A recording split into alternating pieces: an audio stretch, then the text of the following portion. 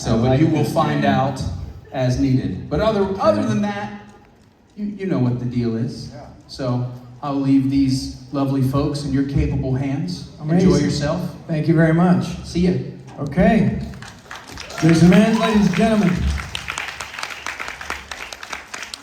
Well, how is everybody doing?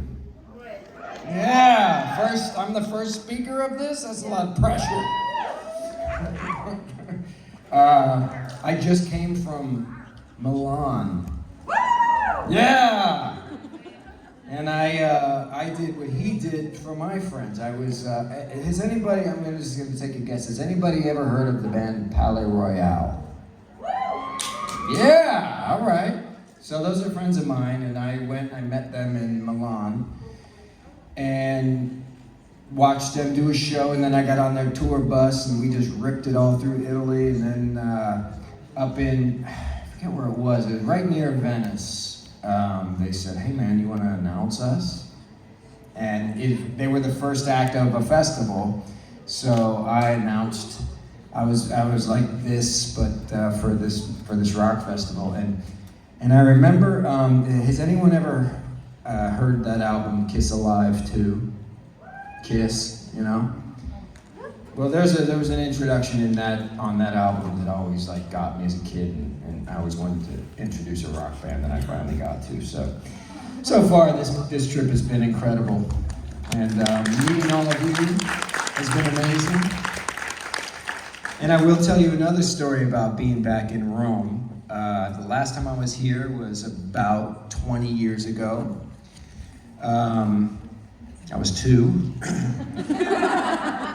And so I had done I got cast in a film that shot in Berlin, and I had never been to Europe. I was in my early 20s, and I asked them to fly me out of Prague 2 months later.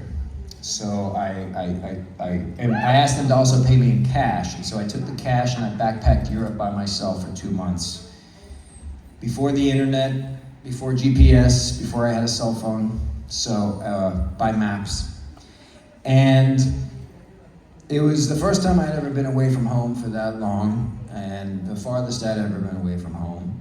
And I think I was going through a breakup, and it was my first heartbreak, and so there was a lot of some loneliness, because I was in countries that I didn't speak the language, and I didn't know anybody. I was just kind of wandering, and I didn't have a whole lot of money, so it was very limited of what I could actually do. But what I always did everywhere I went, obviously, was go into museums, and especially in Rome, even into churches. Even crossing a bridge where I could see the most amazing art I'd ever seen in my life. And there were times I'd go into these museums, and feeling a bit lonely, I'd see a painting, and whoever was in the painting, whatever was happening in the painting, transported me inside of that painting and into the artist's mind and his soul, and for the amount of time that I would take in these works of art all over this beautiful country, I didn't feel so quite alone. I felt like this artist, who many times was 500 years dead, had left behind something for another human to experience. Making things for people you don't even have an audience for. So at that time, I was a hobbyist painter, I would say. I would paint whenever everything else was done or wherever I'd get bored. But after this trip, in those experiences, in some of these churches, I took my vows as a painter. And I vowed to never stop painting for my entire life, to create as much art as I could, and hopefully one day touch somebody like these artists touched me, that I will never ever meet and will never know. And so coming back now, 20 some years later, after having painted for now, 20 something years straight, I'm really looking forward to going into some of these same museums and some of these same churches that originally inspired me in this beautiful country.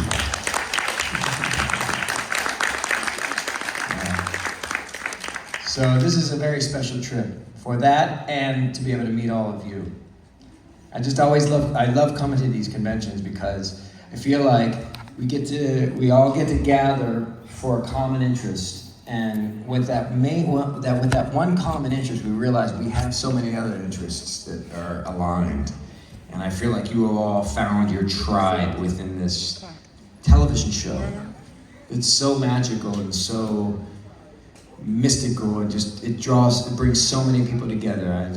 I thank you all for being here. It's a really amazing event. Thank you. Yeah. Should we take some questions, or should we spin the wheel? Wheel? Yeah. We're gonna spin the wheel, and then we'll get to the questions in a moment. All right, here we go.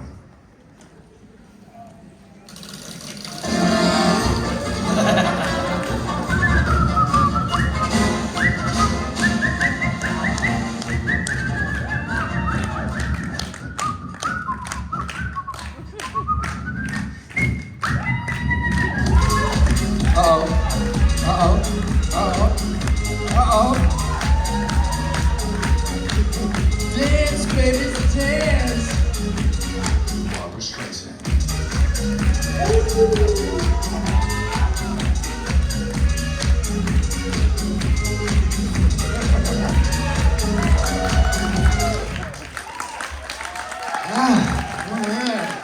All right, that was fun. Spinning the wheels. Okay, let's have a question, shall we? Hi. Uh-oh.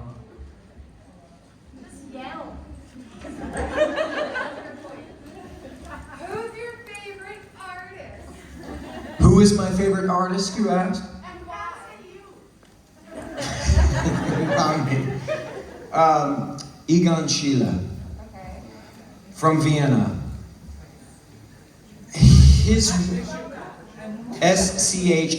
He lived in Czech Republic, though.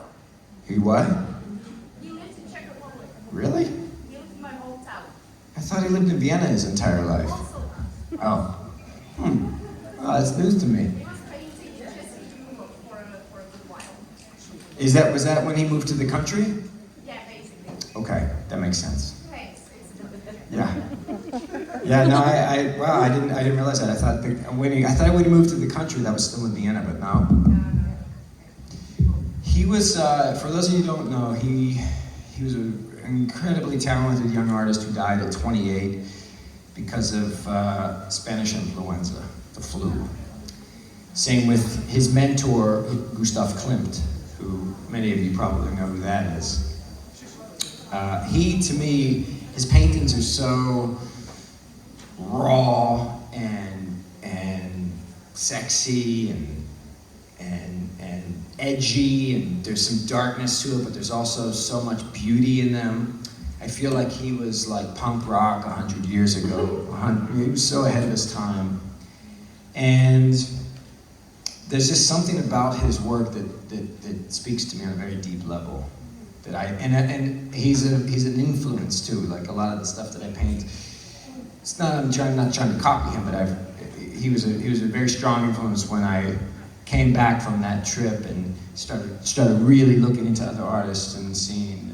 And he was one of them. That's awesome. I also recommend that you go visit her hometown because it's absolutely beautiful. And what is it called again? Chesky Krumlov, did I say it right? Chesky. Well done. I'm proud of you. Cool. All right. Hi there. Do I still have to yell? First, I'm glad to hear that you're having a nice time and trip with what you told us earlier. Yeah. And I saw your art and touched me so much that I felt inspired to. I was going through an art block, so that kind of was refreshing to see. And I saw your videos about the bluebird, Oh, thank and that you. was amazing. Thank you. May I ask you if you can tell was about your job as an actor, the best moment that come to your mind, the funniest ones. Some of the- If you feel like sharing something, Yeah. or maybe on Supernatural, I was struck with your white suite. Yeah. That was amazing. Thank you. I'll tell you a story about being on Supernatural that was very special to me. Well, first of all, thank you for the compliments on the art and on the Bluebird film. If any of you haven't seen that, there was a wild bluebird that came into my life named Valentino. And he visited me in my house for like 2 years straight. And we formed a very close relationship. And I would always just keep the door open every day. And I knew he'd come every morning and I'd feed him. And he ended up eating out of my hands. And he would bring his lover in. And there'd be 2 birds just hanging out in my house. And it was wonderful. I've got something like that too. I got a wild, like a crow, Oh, coming to my shoulders, my head, and then playing around with me. I had no idea what to do. crows are so smart. They're Yeah. they're very intelligent birds. He's blackbeard all the time, but Mm. definitely. So I had this, there's a lot of special moments with Supernatural, but the one that really sticks out was,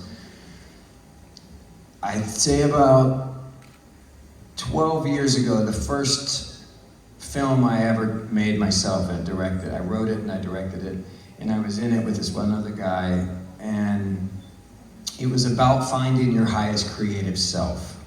And it was when I was still really, finding myself as an artist and as a person. And it was about this enigmatic character who visits this young artist, and they sit down in front of a fireplace on these 2 thrones. And he has a conversation with them about what he needs to do in order to become his highest creative self. And in the film, by the end of it, you see at the end it says 5 years later, and he has become the man who he was speaking to. And what you realize at the end was it was a dream. He had come to himself 5 years in the future saying, this is what you need to do in order to become your highest creative self. So we rented these 2, one of the big things of our budget, we rented these 2 beautiful thrones carved nicely with, I'll never forget, like the carving of the handle. The first day I was on set of Supernatural, I said, okay, where are we doing the scene? And like, it's in Crowley's lair. And I said, okay, let me go see this. And nobody else was in there. And I walked in there with my white suit. I'm looking around like, wow, this is so cool. And I went, you gotta be shitting me. Where in my film there were 2, now there was 1 throne. And it was the same throne of the 2. Now it became 1, and here I was doing the best job I had ever done in my life. So it felt like the film was all about a self-fulfilling prophecy, and I felt like the film itself was my self-fulfilling prophecy for this gig. So, and here we are, like however many years later after that gig, and it's one of these experiences that just like, not only was it a great character to play with great people and an incredible fan base, but like now it's taken me many places in the world that I probably wouldn't have gone without having done this character. So yeah, That sounds like Supernatural. yeah, absolutely. Yeah, Thank you. absolutely. Hi, any other questions? Anybody have any questions? By the way, is the person here who gave me the painting? Right there? Oh my God. So this young woman did a painting of me that is beautiful. It's really incredible. Really well done, well thought out. The composition is amazing. The colors are beautiful. So keep up the good work. Yeah. Oh, we have a question.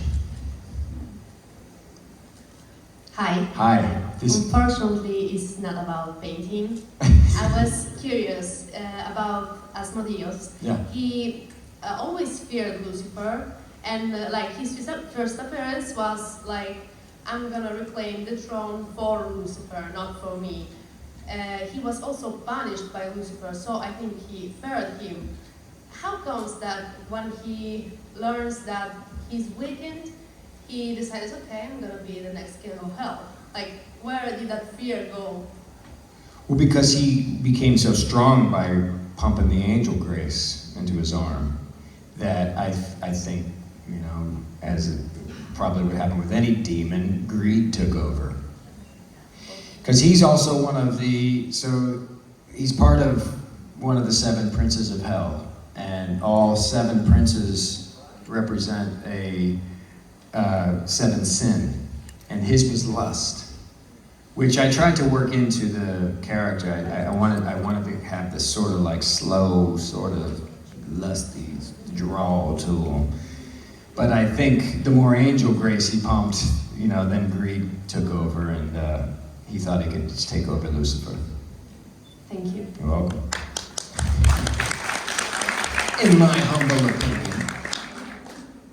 Shall we spin the wheel again? Yeah! All right, here we go.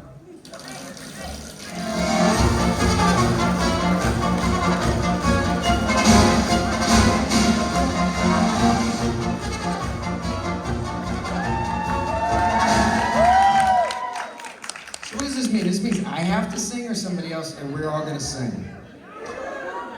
I can't sing. I don't sing. Karaoke, let's go. We were gonna have to, we'll do karaoke later, right? I mean, I don't sing though. Get my Toto. Yeah, there we go. Oh, yay! This we can do. How do we?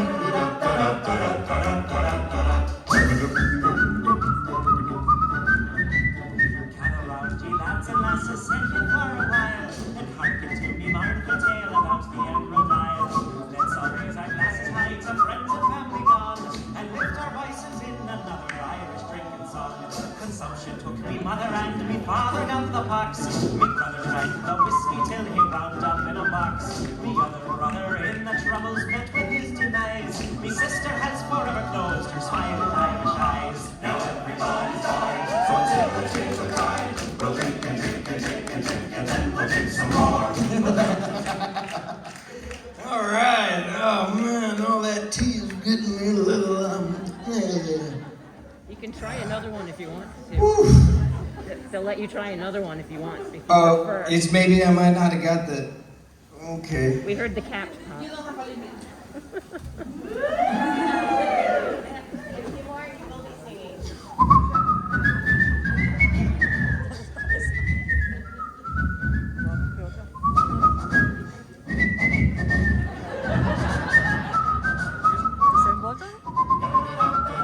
It's the first one. When you opened it, it went pop. It was actually tea juice. Gather round, ye lads and lasses, sit here for a while and hearken to me mournful tale about the Emerald Isle. Oh yeah. So raise our glasses high to friends and family gone and lift our voices in another Irish drinking song. That's good tea. Next question.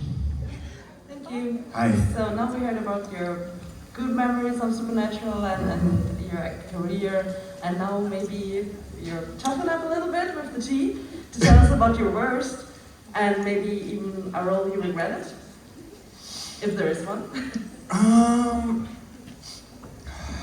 Gosh. There's one story I probably can't tell. And bring some more. Contractually obligated not to be able to tell, I think. I don't think I've ever really regretted any. I mean, I've done some projects that I didn't really like the project, but I always did my best as the character. And so, regret is, yeah, I don't really play that game. But there was and you know, I can tell you because,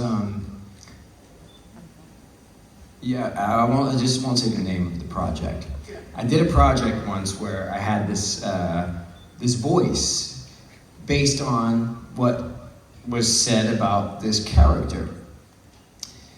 And it worked for the character. And while we were filming it, the director loved it. Everybody on set was just like, oh, this is great, we're having such a good time. Then it got to post-production where they were editing it, and they thought it may be offensive to, I'll just tell you. And the character was very gay. And so I just did I have very gay friends, and it's just, I did the whole thing, and this was probably 5-6 years ago or something. And they thought because I wasn't gay that somebody somewhere in some world might find it offensive, which it was done very authentically. It wasn't a caricature, it was a character. And so I had to go in and dub the entire performance in another voice. I mean, I think there's a couple different schools of thought around that. Some people think that, yeah, you know, that you have to be this sexual orientation that you're playing. I personally, I don't agree with that. I feel like as the craft of acting, it's about finding compassion in all human beings and finding key behavioral elements, dialects, the way you carry your body, that you can inhabit another human being. And I think that's one of the most beautiful things about acting, is then you get to see, and not just like when I'm watching somebody do a character that is a completely different person than who they are, what you start to realize is that we are all the same person. It's just there's a lot of, you know, somebody's walking this way, somebody's walking this way, but then you find this craft that you can walk the same road as somebody else for a limited amount of time. It just shows us that we are so much closer and more alike than we're led to believe. So yeah, that was the worst experience. Thank you. Yeah. Hi. Hi there. So I have to confess, I didn't know you were a painter until just now when you were talking about it. And me and my friend, of course, immediately went to your website. And the Wi-Fi is now working, so we can only see a couple of these gorgeous animal paintings. Thank so you. I'm looking at the great gray owl, and it's just stunning. My question is just a simple one. Is there an animal that you particularly like to paint? And if so, why? Is there something about its appearance or its spirit? What draws you to an animal to paint it? I really like painting primates, a lot of different kinds of primates. In fact, shameless plug, I have prints here available to purchase, and one of them is a primate. Actually, two of them are primates because the other one's me. But the one is the first one that I did during the pandemic, and it was one that got me up in the morning. It's this regal primate called a gelada, and they're only found in the highlands of Ethiopia, and they have this amazing long hair, and it looks like their heart is on the outside of their chest, and they're just these beautiful looking creatures. And because they live up in the mountains and they have this long hair, their hair's like always blowing in the wind, and so they sit up there and look like they're contemplating life and existence, and they're amazing. So I painted that for the pandemic, and then the other one that's available is I did a painting of myself as Asmodeus. So that's available. But I think it's there's just something so human about primates that I love, that it just it reminds me that, yeah, we're a bunch of animals too. We have a different way of thinking and communicating than most animals. But yeah, primates are my favorite thing to paint, I think, but I find pleasure in painting a lot of different animals. Well, it's beautiful stuff. Thank you. Thank you very much. Hi. Hi. Well, first of all, thanks for being here. We're so blessed to have you here. Thank you. You make it look so natural up on stage. I don't know how you do it, so thanks for that.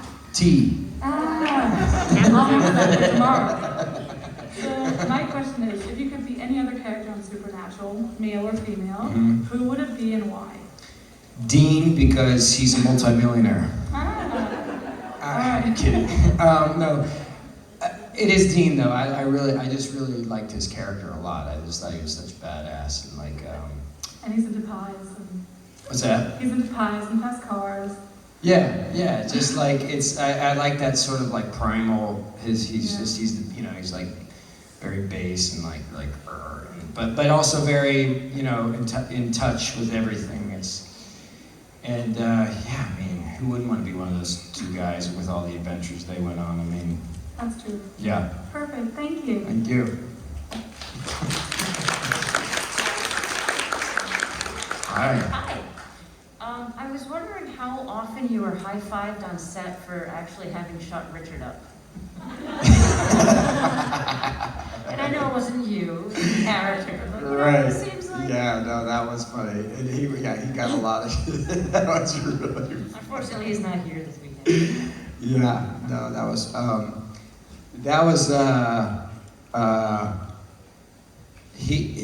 funny because, I don't know if you guys you ever see the show Jericho? Yes. So, I always felt like Rich has waited 16 years to enact his revenge on me because of that show. He was on that show, and I was a guest star on that show, and I punched him on the show about, 16 years ago. And I think he waited until now to like get back at me and kill me off. And so, yeah. But you still got him sewed up. I had it. Asmodeus had it coming, Let's not kid ourselves.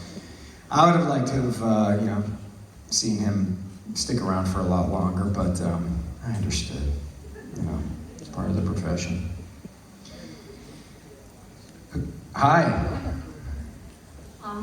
The girl before me kind of took my question a little bit, but I wanted to go back to what you were saying about playing different characters and different characterizations.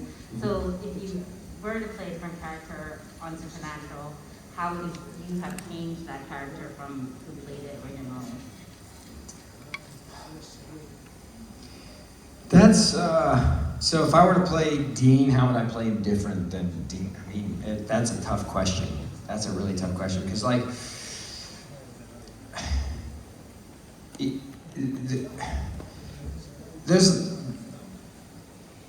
I will have auditioned sometimes for the same character as my friends. In fact, just recently, right before I came here, one of my closest friends had an audition that I helped him out with, and then the next day I got an audition for that same role. So I saw what he did first. I didn't snag anything from him because we're very different kinds of actors. He's very subdued and very he plays very small, and I tend to go a little bigger. And so that's another beautiful thing I love about this craft, is that no two actors would play the same part the same way. And that's what makes characters special when you get them, is because nobody else could play them the way you're going to play them. So, yeah, it's a tough question to answer, but that would be it. Hi. Hi. So my question is actually, what are your plans for the future? Since you said you just auditioned before you came here, so what are your plans? Well, I've got quite a few things in the can that I'm really excited about. I did a show with, it's called High Desert. It's with Patricia Arquette as the lead, and I get to do scenes with her, which was a dream. Matt Dillon's also in it. And Jay Roach, who did all the Austin Powers movies, he directed every episode. Bernadette Peters is also in it. I mean, it's a dream job. And that's on Apple TV. That's going to be coming out probably December, January. And I did also another a show on Netflix called Griselda, about Griselda Blanco. And she was the godmother of cocaine. She helped build Miami to what it is today. And the character I play also did too. He was one of the cocaine cowboys that helped bring all the blow into Miami and build the city that it is today. And so that was a really fun character to play. Yeah, a lot of research. Hey now. And so that's gonna be that'll be fun. How deep was your research? What's that? No, I'm just kidding. Sorry. Only kidding. And then I just did the show called Leverage. You guys ever heard of Leverage? Yes. Yeah, I'm gonna be on the new Leverage coming out. Yeah. How was Christian? Who? Christian in the show. Which one is he? Christian. Christian. The heater. Christian. Oh yeah, he fucked up my neck actually. Yeah, in real life, it's still messed up. Yeah, we did. They were like, "Do you want to do your own stunt?" I'm like, "Yeah, sure, okay, sure, why not?"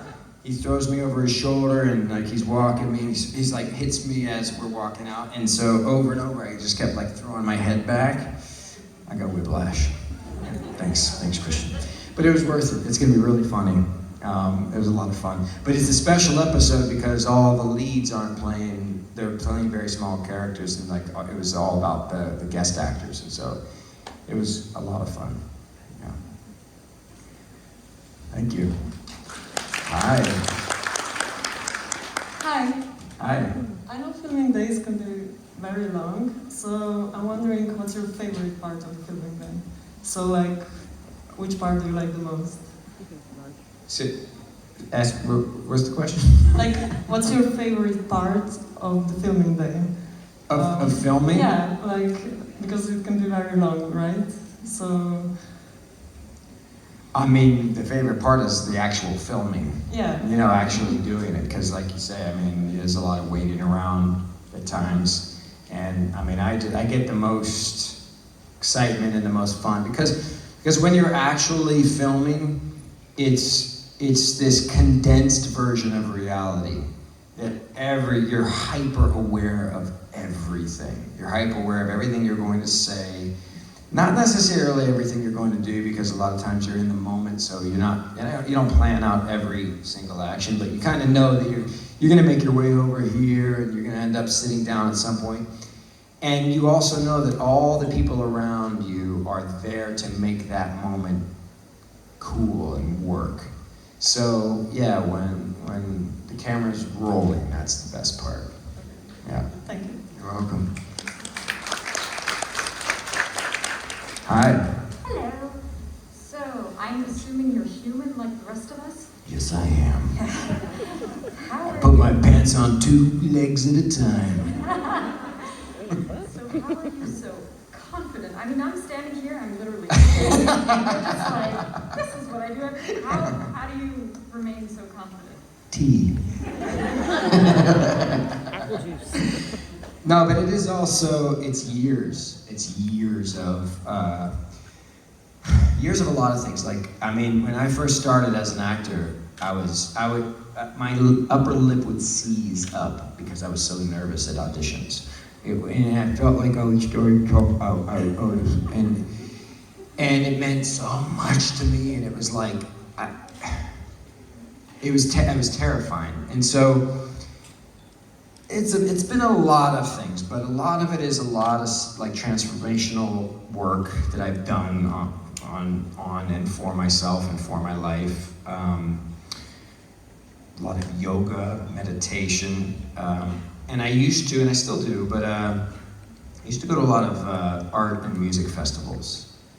And one of them is happening right now, actually, called Burning Man. Everybody's heard of Burning Man. Everybody's heard of Burning Man now, but I used to go when nobody knew what that was, including myself. And so, especially one of the first times I went, I felt like I'd stepped into the land of my imagination. And it was the biggest art experience I had ever had. And so I felt like I thought to myself, this and art is so much bigger than me. I have no reason to be nervous when I go into auditions.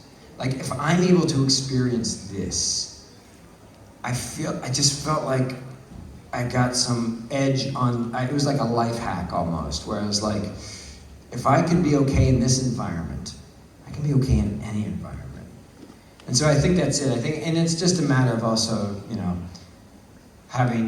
just living a life and getting more and more comfortable in your own skin, for me. And a lot of that is like, again, meditation, yoga. I did this whole curriculum of transformational work called Landmark Education that totally changed my life. I'm not here to sell it, I'm just saying that it's this really great work that is, it completes your past and gets you very in touch with the present moment and building a future based on possibility and not what your past tells you is possible. So that's what I attribute a lot of it to. Thank you. That's it. Oh, man, look who it is. What's up? Hey! Oh, there's people here. Hey! Woo! Hell no!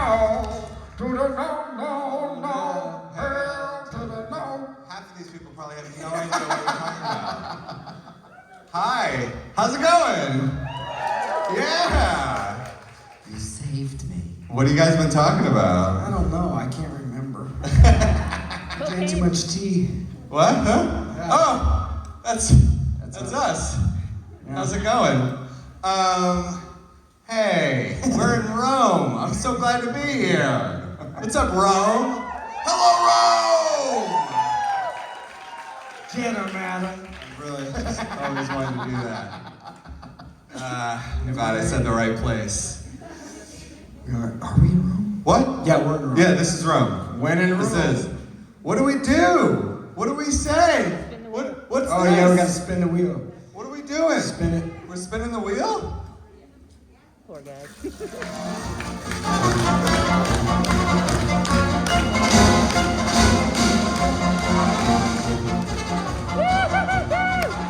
Yeah, baby. Okay.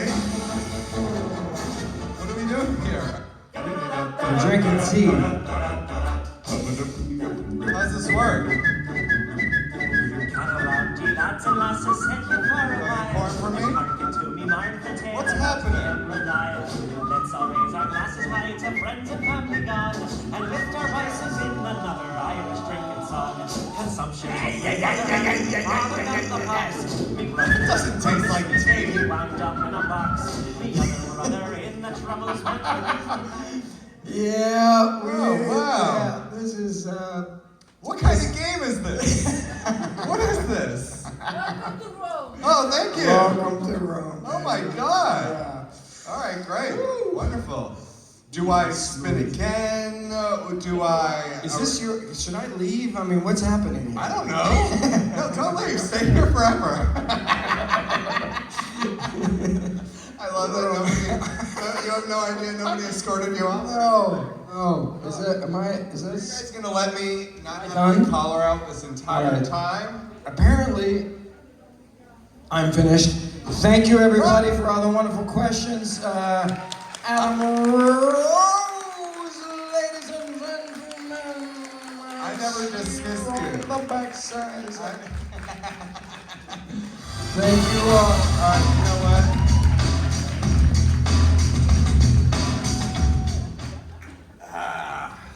Now it's just us, guys. Now it's just us. Thank you. Thanks for having me. Are we having fun in Rome so far? Yes. Are we still waking up? Is that what's happening? A little bit? Rough night? We don't believe it yet. What's that? We are back and we don't believe it yet. Wait, I didn't even hear you. We are back. Oh, we're back. How many of you guys have been to one of these here in Rome before? Okay, we've got a lot of returning guests. And how many of you guys are here for your first time ever? Yes. How about, y'all are all spread out. I can finally see everybody back. Hey, everybody back there. How's it going? Yeah. I haven't forgotten about you guys. I see you. I feel you. So what's this? Somebody tell me about the spinning game we've got here. What is this? Spin it if you want to. You spin it if you want to? Should we spin again? You have to do whatever it says. I have to do whatever it says. I love the music.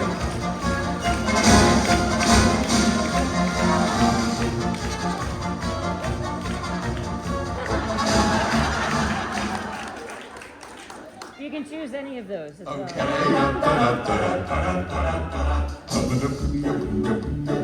Hey, cheers, everybody. Gather round to lads and lasses, set you for a while, and hearken to me mournful tale about the Emerald Isle. Let's all...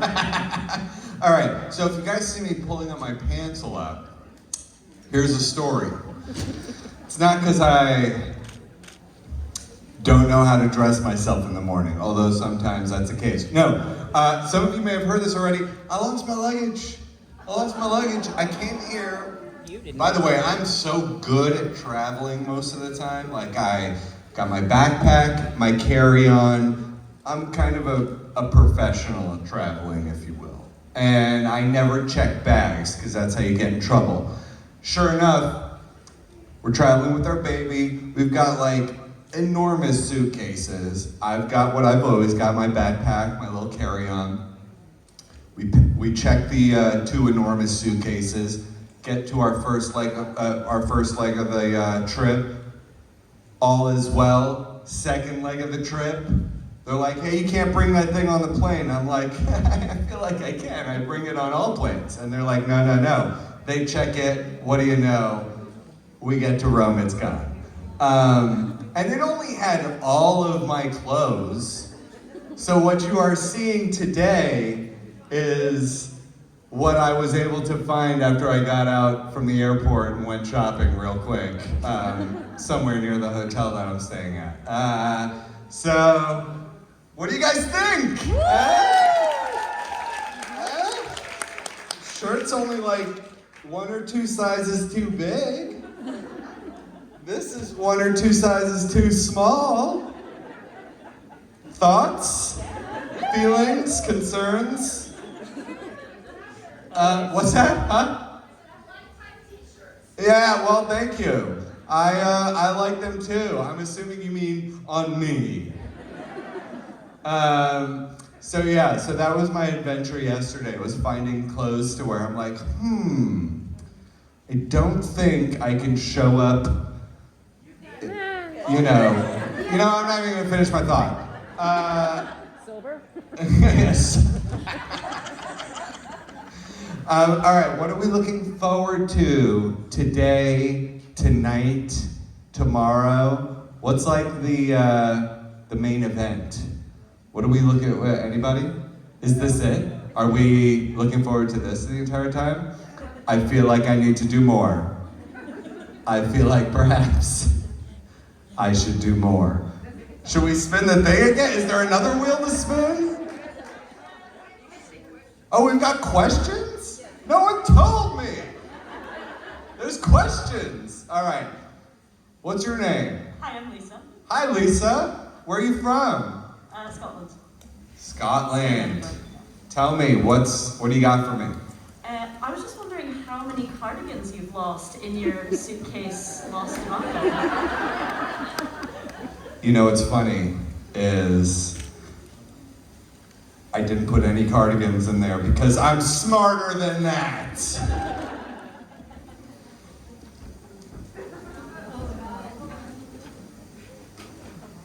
I don't go anywhere without this thing.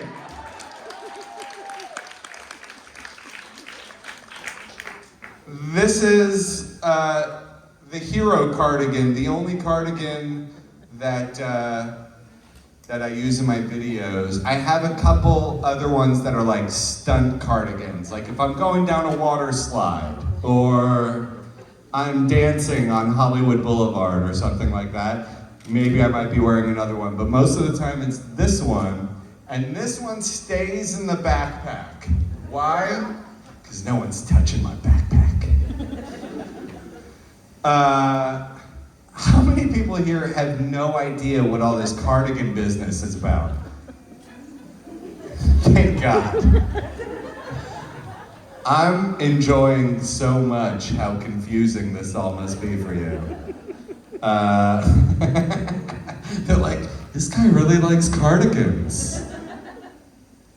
God, he's big on sweaters. Really loves the cardigans. All right, I'll do a fashion show in a little bit, but first let's spin this thing again. Let me just make sure, okay, because my pants are sagging. I just wanted to make sure there's no underwear showing or anything. I had to get new underwear too, by the way.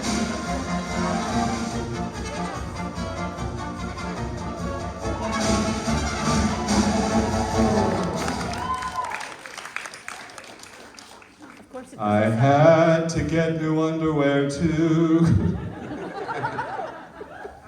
Any requests? Sing? I got Jason out here. I need some accompaniment. We were just talking about singing. You know, me and Jason made a song together. It's called Rivers and Roads. Yeah? Really? Yeah. Was that because of the song or because of the version I did? Say it's because of the version I did. Thank you.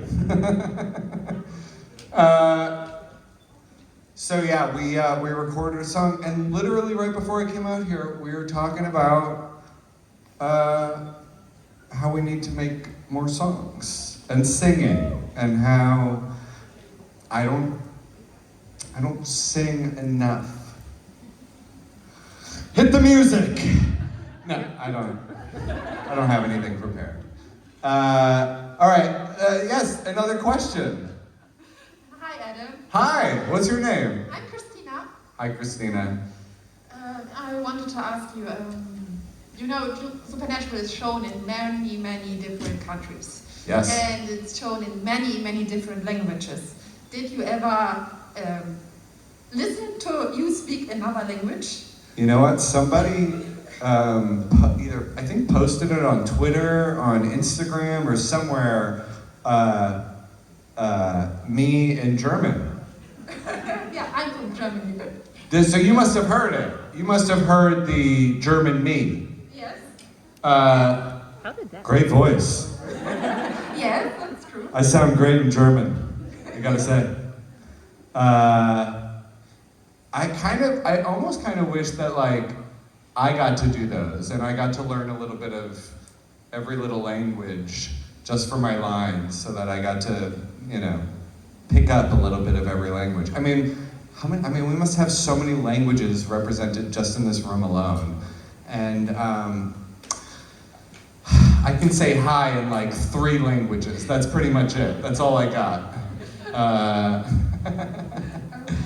But yes, I've heard them, and they're fun. It's fun to hear it. It's a little weird seeing someone else's voice coming out of your mouth, you know? Yeah, that's what I thought. Yeah, it's a little odd. For me, it would be really strange to speak Italian or Spanish or whatever. It is. It's a little strange, but there's something. It just honestly, it just like gives me this feeling like, oh man, I wish I would have done that. I wish I would have. They would have had to teach me how to say that in German, so then I would have known how to say like, everybody loves bacon in German. You know, like I would like to know that. Auf Deutsch heißt es, jeder liebt Speck. This is why I don't get hired for that job. Because that would take me probably half an hour to learn. But it sounded gorgeous. Thank you. I loved it.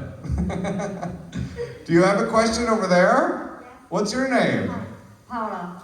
Hi, Paula. Hi. I was gonna ask about the cardigan, but that's done. That's there. It's funny how some are confused about that, and you are confused about the tea apple juice. Oh my God. Well, I guess I should have known. There are some few things that you might want to ask the others that are more experienced on that. Yeah, clearly. It's my first time here, so I'm still learning. I'm so happy you are here, by the way. I get excited that you were coming finally. And I've been watching your videos, etc. And the impression of your wife. Oh, yeah.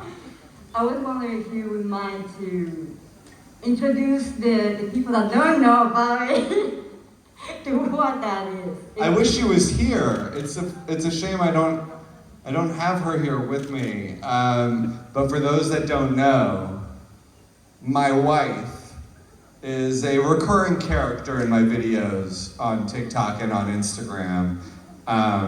She also wears a blue cardigan in all of her videos.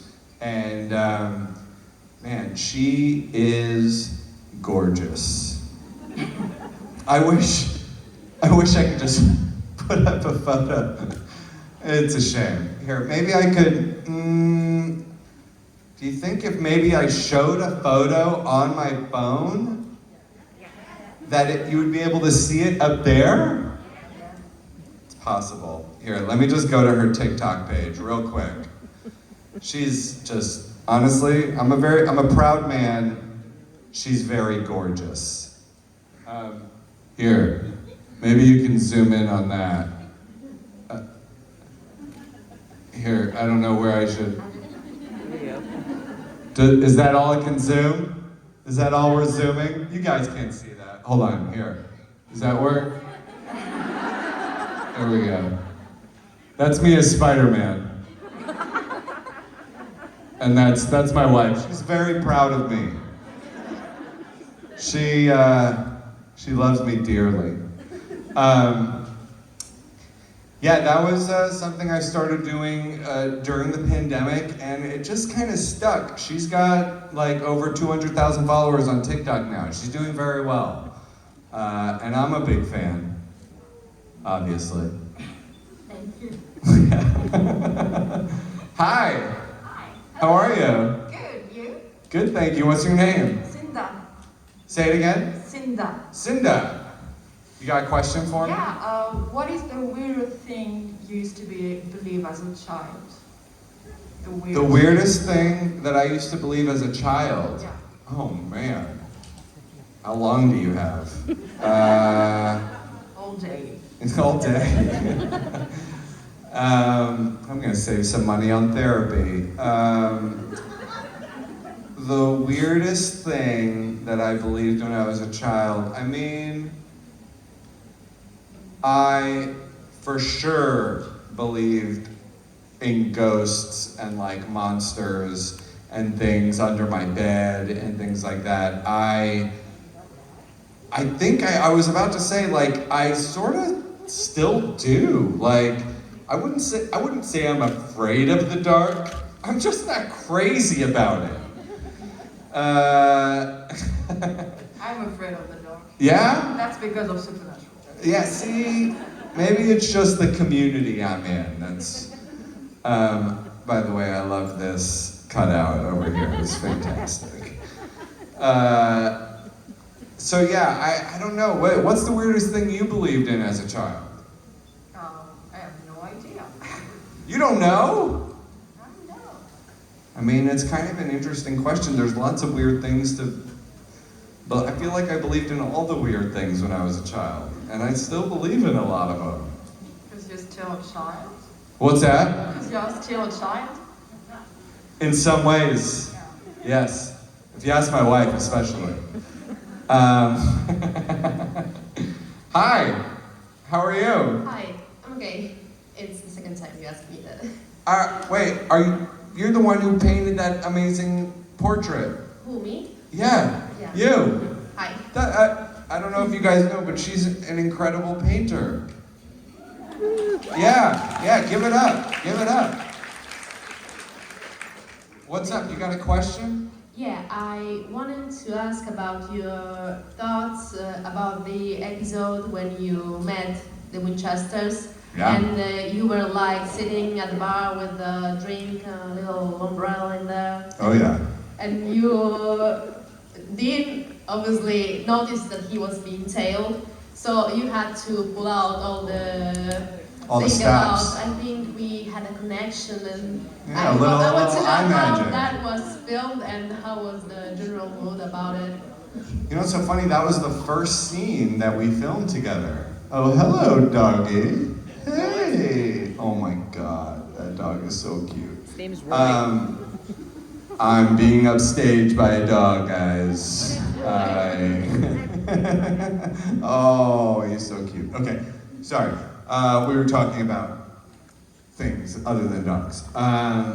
So that was the first scene that we filmed, and that was the first time that I met Jensen, and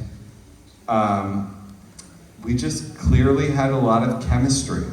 Yeah, I was saying that. No, he's so funny in that scene too, like him fumbling and like bumping into the stool and all that stuff. Like he's he's just fantastic. That was the first scene that we shot. It was my first time in Vancouver in a long time. I was just meeting everybody for the first time, and it was like I was a little nervous probably also, which kind of probably added to the scene a little bit, you know, because I'm playing like this character who's like pretending to be nervous in front of this guy, and he's flirting with him, and then Dean gets his heart broken when he finds out I was just tailing him the entire time. And I don't blame him. I don't blame him. I'm sure that was what happened. Oh, hello. Hi. How are you? I like your flower crown. Thank you. Yeah. What's your name? Elisa. I'm Hi, from Elisa. Denmark. Oh yeah, I met you earlier. Yeah, you did. Hi, Elisa. Hi. So I wanted to know what your real wife thinks about your TikTok wife. She loves it, actually. I know a lot. I feel like a lot of people probably see what I do on TikTok and they're like, "Wow, his wife must hate him." But she, well, for one, I used to make a lot of YouTube videos. Anybody out there ever watch my YouTube videos, like back in the day when I was making vlogs? Yeah? Couple people? So you were the three. Thanks, guys. Oh, geez. She was in a lot of them, reluctantly. You know, I kind of just was documenting a lot of my life, and she was there. And so she ended up on camera, and then she ended up in my videos. And she's not a performer in any way. She doesn't like to perform. She doesn't want to be a performer. She has no aspirations to be a performer. And so when I started making TikToks, I had an idea that I wanted to include my wife on, because I think it was after this dance that I made called the Alternative Woe Challenge. Went viral, and somebody asked, "I wonder what his wife thinks." And I was like, let me show them what my wife thinks. And so it is like a video of somebody kind of like walking up to the door of my office while I'm dancing in my pajamas. And then it cuts to my wife, but it's just me in a wig making a stank face. And and then my wife's character was born, and now I've been playing my wife ever since then. I mean, she's real, and not a character that I play. She's a real person. So yeah, she loves it. She thinks it's hilarious, and she's happy that I don't have to film her anymore. You know? Hi. Hi, Adam. I was just wondering if you sort of was casting your mind back a while now.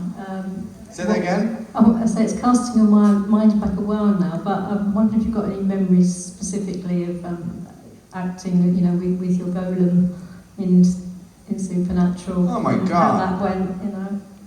John DeSantis is one of the nicest people I've ever worked with, ever, first of all. Yeah. He sounds like that. That is how he sounds, which is like the first thing you notice about him. I mean, he's obviously like, I don't know, 8 feet tall. I think he's 7'11". And then he opens his mouth and he's like, hello, and you're like, oh my God. Like you just shrink all of a sudden. But then, he's just like the nicest guy you've ever met.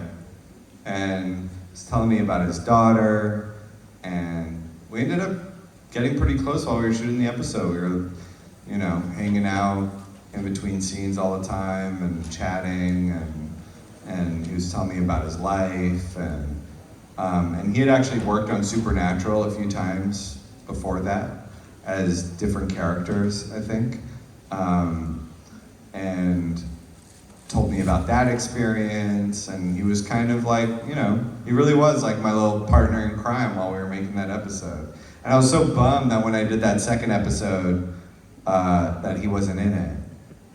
But I just allude to the fact that he's like in the club dancing or something. I don't know what the Golem was doing, but I like to picture him with like glow sticks, like just towering over everybody else at the club. Literally. So yeah, we got along great. He's awesome. Thank you. Yeah. I think he was in Hell House actually, amongst other things. What's that? I think he was in Hell House. I think it was the episode. Yes. And I feel like more than one other thing. Maybe I'm mistaken about that. I'm sure somebody will fact check me on that. By the way, how about this fan? I feel like Scott Stapp. Beyonce. Oh. I'll blow up into smithereens and spew my tiny symphony. Oh, there's my wife. That was unexpected. Does this say drink? Hold on.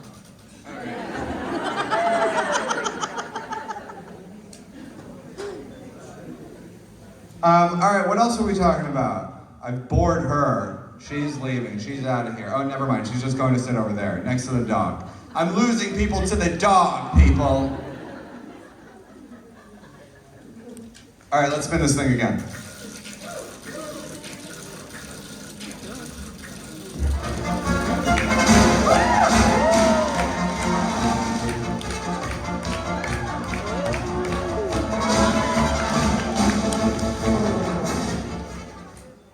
What does this mean?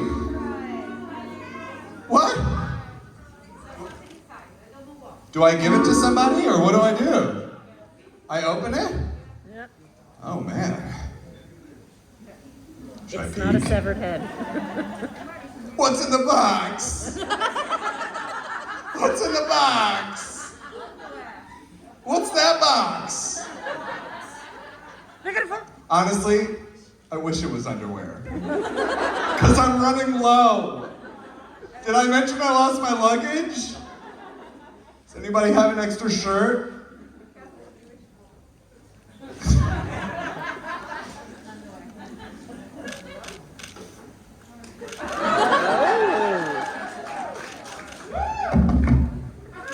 Elton John?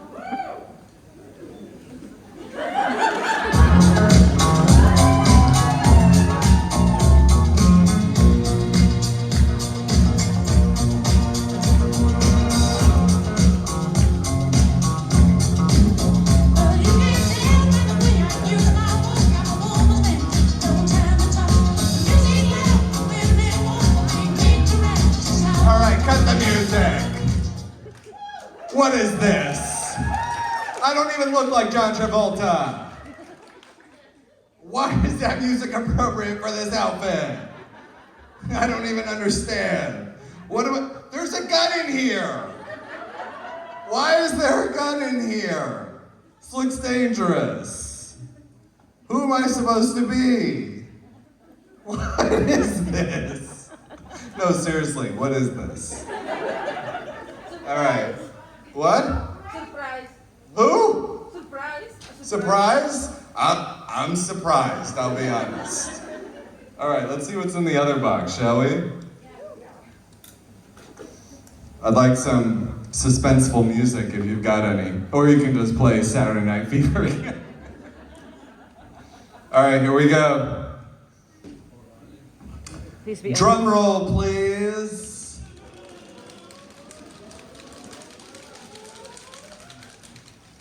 Okay, no, seriously, what's happening here?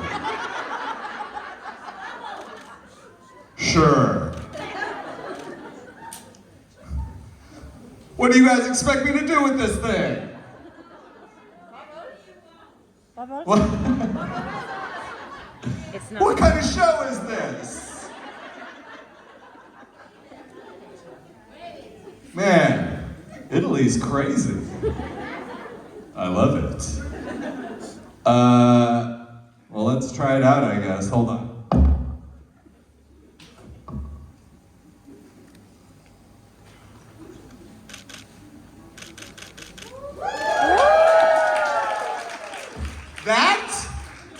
That's what you guys woo for?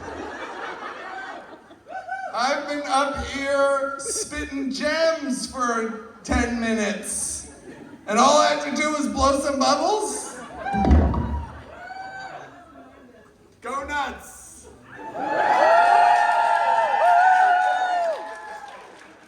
right, one more time.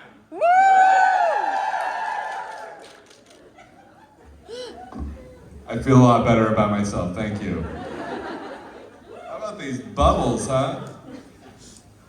Or as my son calls them, boo-boo. I know, wasn't that cute? We just got a little sentimental all of a sudden. I'm surprised, I'll be honest.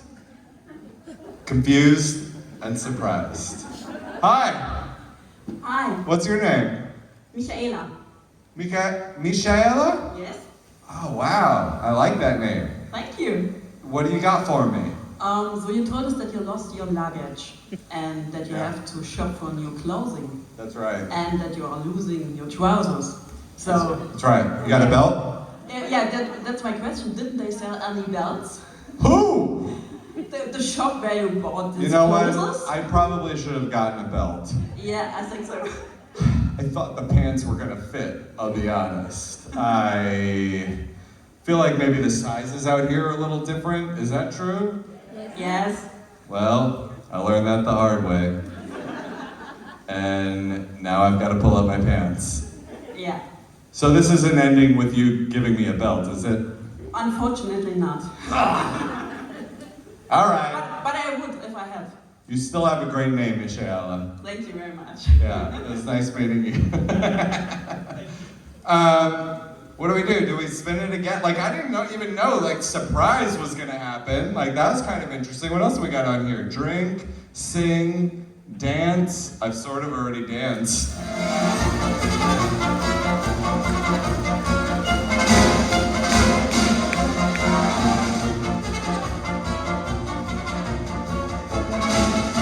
Sing. Or, is that what that says? Or is it sort of on dance?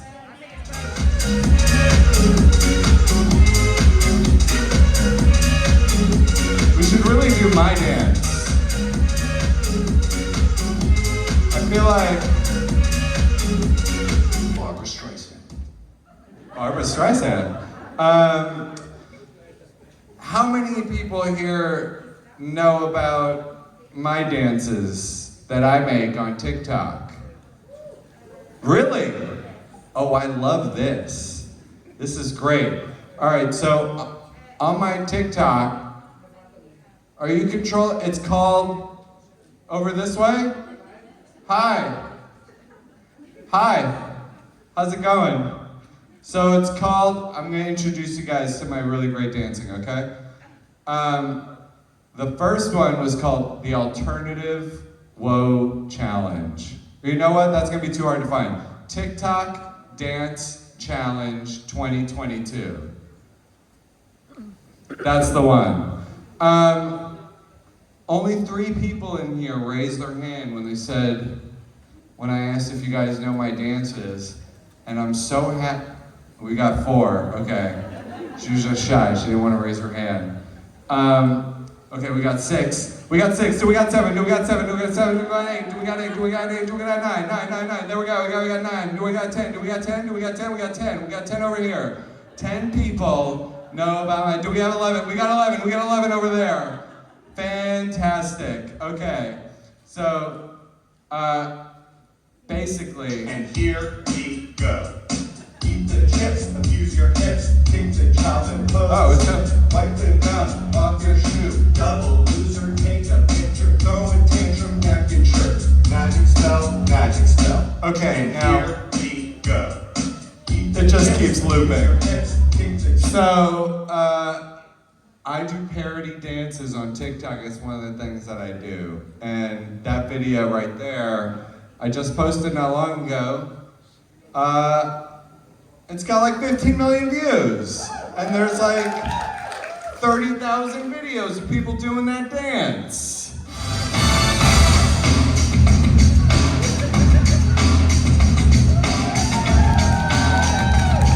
Oh my God! I love this. You are a consummate dancer right there. You did the... Dude, yes, and we were just talking about you too, because I spun the thing, and it said to sing, and I said we were just talking about singing. Did he sing for you guys? I didn't. What? Well, I didn't because I talked about singing. Does that count? Wipe the gum off your shoe. Double loser, take a picture. Throw a tantrum, napkin shirt. Magic spell, magic spell. And here we go. All right, they heard it.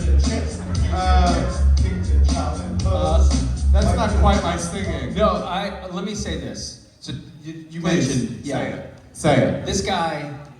Hold on, wait, hold on. Say it. Say it. Okay, I'm gonna say it. His voice will knock you off of your feet. I will just say that. Wow. Don't tell them that. And I can't help it. It's true. I was flipping through Instagram or something, and you sang something just randomly. You were like, I was sitting here and just wanted to sing something. It was that song. It was Rivers and Roads. And he sang it, and I was like, dude, that is unbelievable.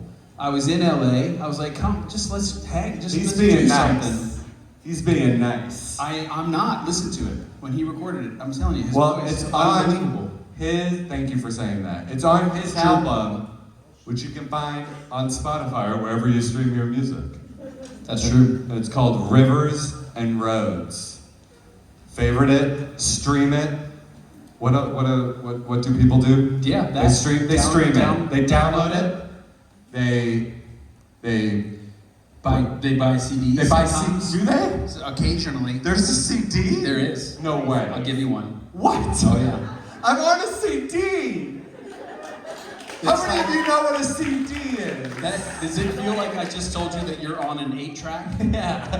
Guess what? You're on Laserdisc. It's a physical thing that you put into another thing. The amount of time. This is the hilarious part. I've been, making music for a long time, and I still print CDs for one reason. For you. Conventions. What? Yeah, it's the only reason I would. He does this for you. All right, that's what he's saying. He does this just for you. It's true, I do, but also because people, the amount of times that people walk up and buy a CD and go, I don't have a player. But it's a cool thing to get signed when you're getting stuff signed, and so it's like a keepsake. It's like I'm gonna frame this thing. I don't know what to do with it. Yeah. Should we spin this together once before I leave? I think so. I feel like we should, right? Yeah. Are you going down or up? You go. Okay. Somebody said, there was like a meme going around where somebody's spinning the thing on Price is Right. I don't know if you guys have Price is Right out here in Italy. And it said, me scrolling to find the year I was born when I'm signing into things. Yeah. That's funny to like 5 of you, but you guys get it. You guys get it, and it's hilarious. Anyway, let's spin this thing.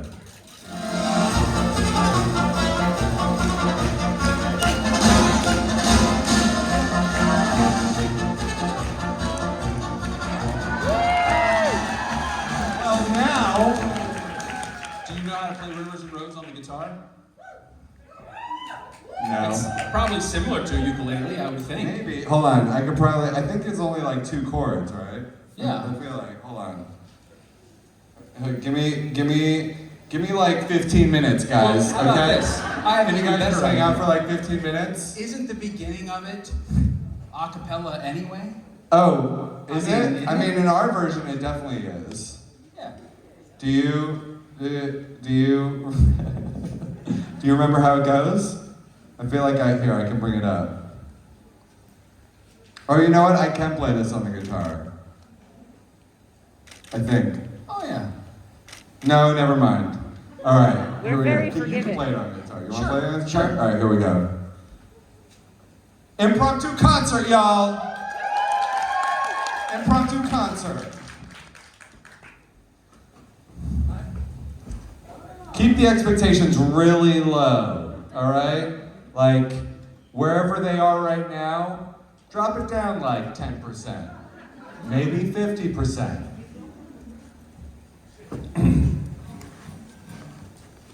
You want up on this? Yeah. Yeah? Let's see.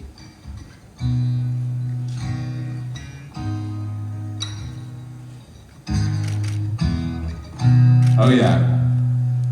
A year from now, we'll all be gone. All our friends will move away. And they're going to better places. But our friends will be gone away.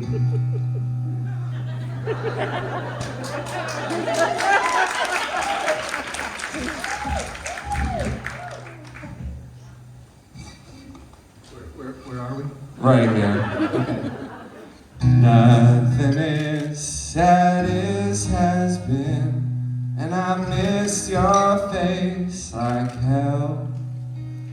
And I guess it's just as well, but I miss your face like hell.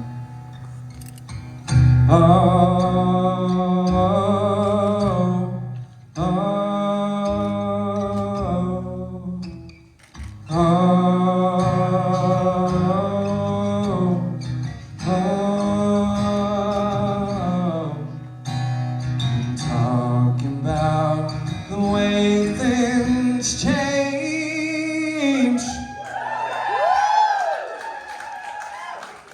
My family lives in a different state. And if you don't know what to make of this, then we will not relate. And if you don't know what to make of this, then we will not relate.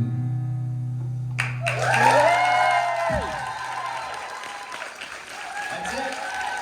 There you go. Ladies and gentlemen, Jason Vance!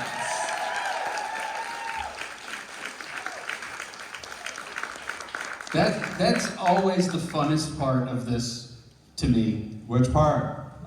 Getting to jam on stage with people completely unexpectedly and throwing them to the wolves like Yeah, that just happened. All right, I'm gonna go. Great job, buddy. Adam Rose, guys, Hey, give it up. I love you guys. So happy to be here around with everybody. So happy to be here with you, man. Thank you, buddy. See ya.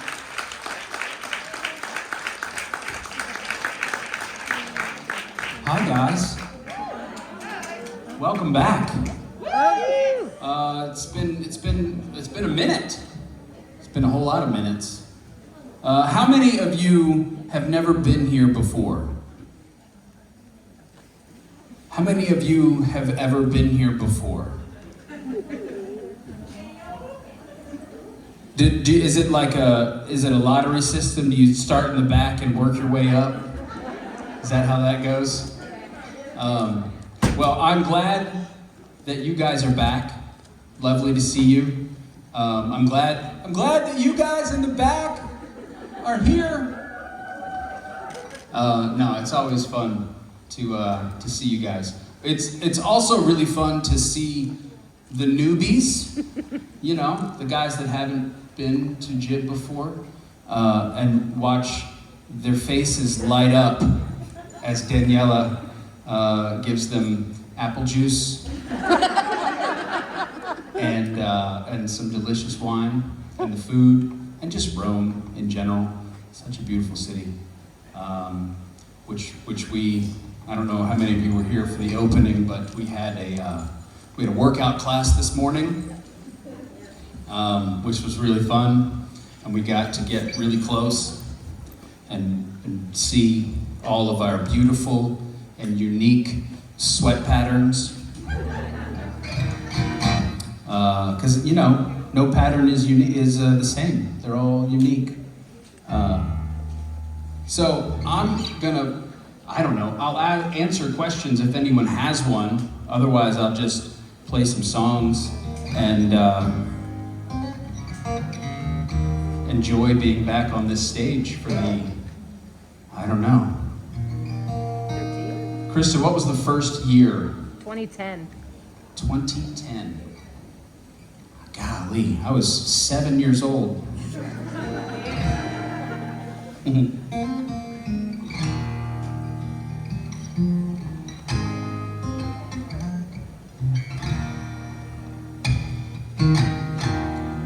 A heart on the run keeps a hand on the gun. You can't trust anyone.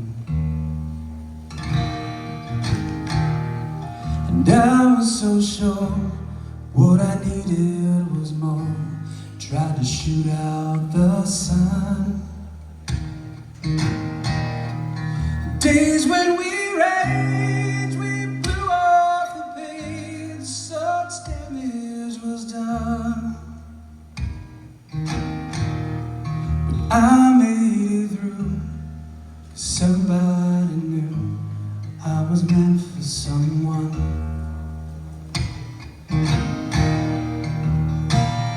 So girl, leave your boots by the bed. We ain't leaving this room. Someone needs medical help, or the magnolias bloom. It's cold in this house, and I ain't going out to chop wood. So cover me up, I know you're enough to use me for good. Put your faith to the test when I tore off your dress in Richmond or High. And I sobered up, yeah, I swore off that stuff forever this time. Your lover's seen, I thought it'd be me who helped him get home. But home was a place, one that I'd never seen till you came along. So girl, leave your dress out to dry. We ain't leaving this room. To passing breeze break open wide and the river runs through. It carries this house on a stone like a piece of driftwood. So cover me up, know you're enough to use me for good. So girl, leave your boots by the bed. We ain't leaving this room. Till someone needs medical help, or the magnolias bloom. It's cold in this house, and I ain't going out to chop wood. So cover me up, I know you're enough to use me for good. cover me up. I know you're enough to use me for good. You cover me up. I know you're enough to use me for good. Thank you.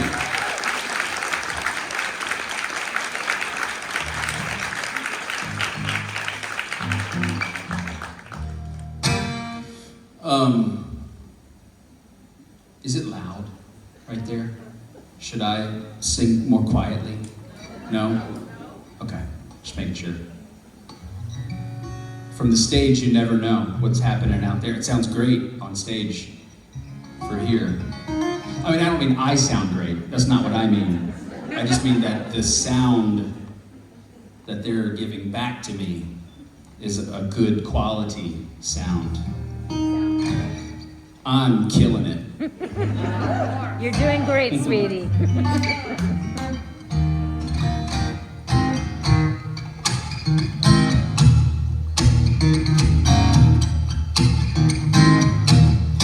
When your baby leaves you all alone and nobody calls you on the phone, don't you feel like crying? Don't you feel like crying? Here I am, honey. Come on, cry to me. When you're all alone in your lonely room, and there's nothing but the smell of your perfume. Don't you feel like crying?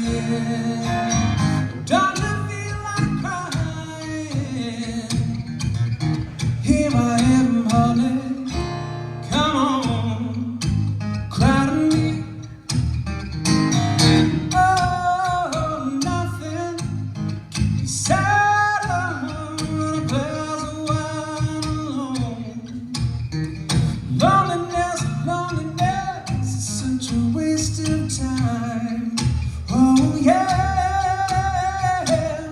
you don't ever have to walk alone. Oh, you see, come on and take my hand and walk with me. When you're waiting for a voice to come in the night, there's no one. Don't you feel like crying? Don't you feel like crying? Here I am, honey. Come on, cry to me. Don't you feel like cry, cry, cry, cry, cry, cry, cry, cry, cry, cry, cry, cry to me.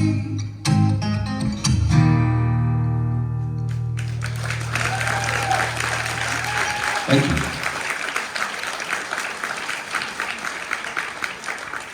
you. Do you have a question? You do? Okay. Oh, don't ask it. I just was curious if you had one. I'm kidding. No, please. I was just teasing. I kind of forgot because I got so immersed in listening to you. Oh, I'm sorry. That's my fault. Yeah, I did it. yeah, he's all your... At least you are responsible for it. Oh, for sure. Yeah, I'm sorry. Yeah. Yeah. Just take a breath. You got all the time in the world. Yeah, it's just, it's not my first time, but every time you sing, it just goes to my heart. Oh, thank you so much. So, no, thank you. You're welcome. I meant to ask if you have any future projects that you can share or hint about it. Say that one more time, sorry. If you can, if you want, to share if you have any future project or something coming up soon, I'd be curious to know about it, but if you can. Sure. Well, over the pandemic, I did another covers album. So, and it was done in quarantine, so I called it Quarantunes. And I thought that I was a genius. I thought that it was a play on words that no one could ever possibly think of except me. So when you search Quarantunes on iTunes and 7,000 records come up, look for the one kind of in the middle that says Jason Mans on it. And then I also did, the one that I'm actually really excited about to be back was the show, the very last show that we did on Monday night in 2019. We recorded it. And so we made a live album out of it. And that just came out a few months ago, I think. So, and I have copies here of it. So, Can you get that? You sure? Yeah, absolutely. I have a CD player. You do? Yeah. That's awesome. Congratulations. Yeah, so that's here as well, and that was really fun. And it's actually funny, when I was trying to find, because it was again also a quarantine project. You know, it came out somewhat recently, but I was working on it kind of, you know, through the quarantine. And when I was looking for the cover art, obviously Rome makes you have, you know, there's hundreds of monuments that you look at and go, oh, that's Rome, that's beautiful. And so I was trying to find one that just kind of spoke to me. And the one that ended up on the cover of the album, I couldn't really explain why it was the one that stood out from all the rest. I was like, when I saw it, I was just like, yeah, that's it. That's what it needs to be. That's the cover of the album.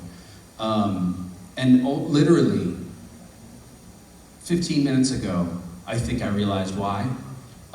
Because the almost exact same picture hangs in the green room and has for every single year that we've been here. So whenever I'm sitting in the green room in Rome, waiting to go wherever I need to go, I'm staring at a picture, and that picture is now the picture on the cover of that record. So I'm gonna take a picture of that picture and share that somewhere so you can see them. I was wondering if it was the spinning wheel, because that's pretty sweet too.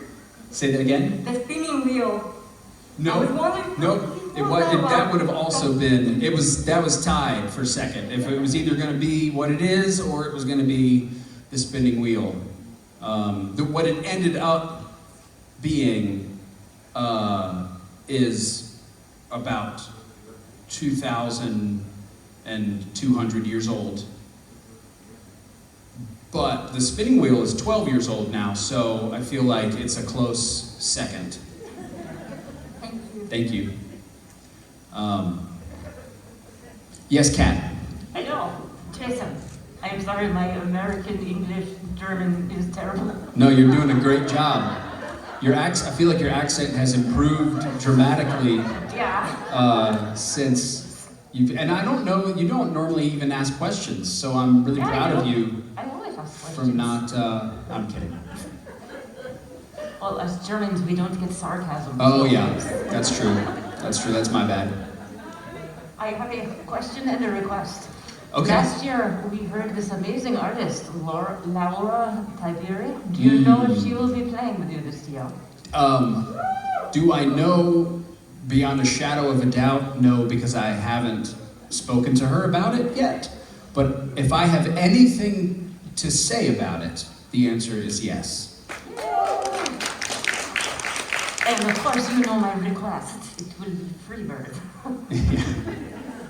Thank you for coming all the way to Germany so that I could say no.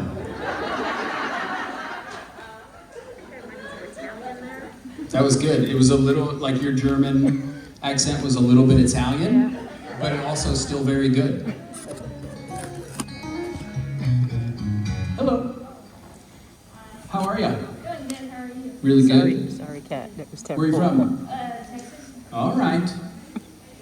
Tejas. Yeah.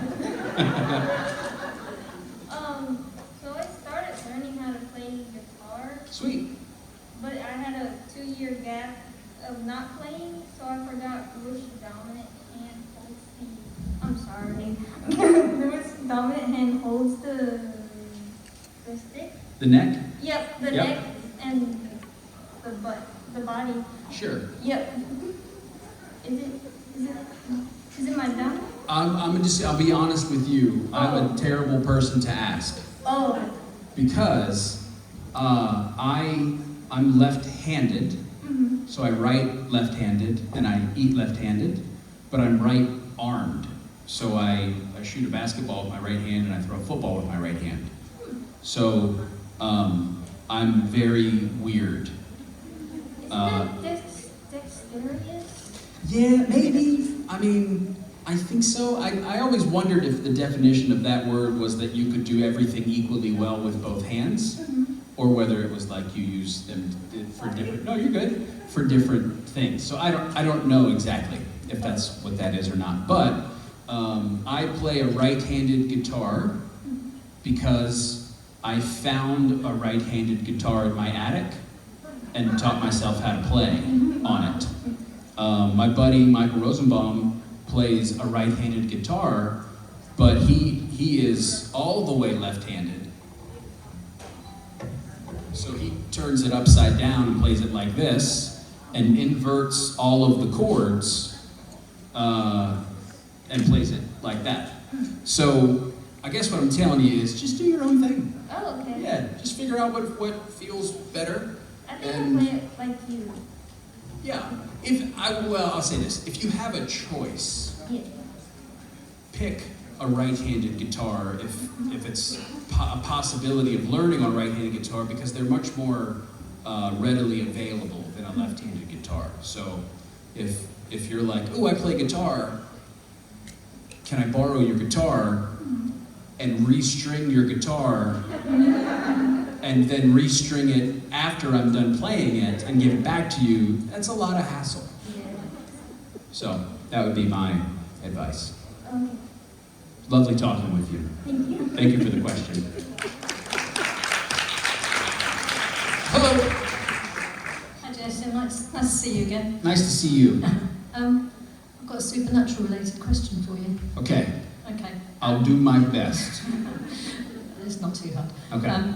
Season 4, episode 1, Lazarus. I mean, some people would say Lazarus Rising. one of the best episodes. Can you remember the song that's on Sam's iPod that was by a new artist, Mans something? Wait, hold on. Nobody would be dumb enough to put an iPod in the Impala. Yeah, none of You wouldn't want to douche her up like that, I don't think. No. You know what I mean? But part of the process was putting one of your tracks on there. And I do remember the song. and no, so part B of that is, Okay. would you like to sing it? Yes, and maybe. Cool to the internet. I gather it was Vision. Oh no, that's not. I'm kidding. No, it is. I couldn't Yeah. remember the title, so the internet thinks I'm crazy. Thank you. Thank you.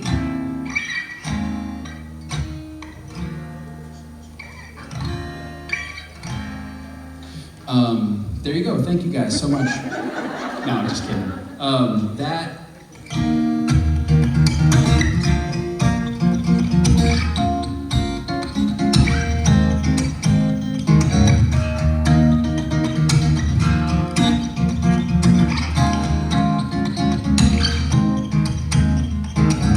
See the way he looks at you through the crowd. Rise, do you wanna take him somewhere where it's not so loud?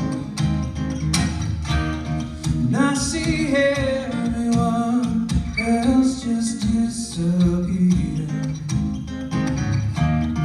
It's just you and him. We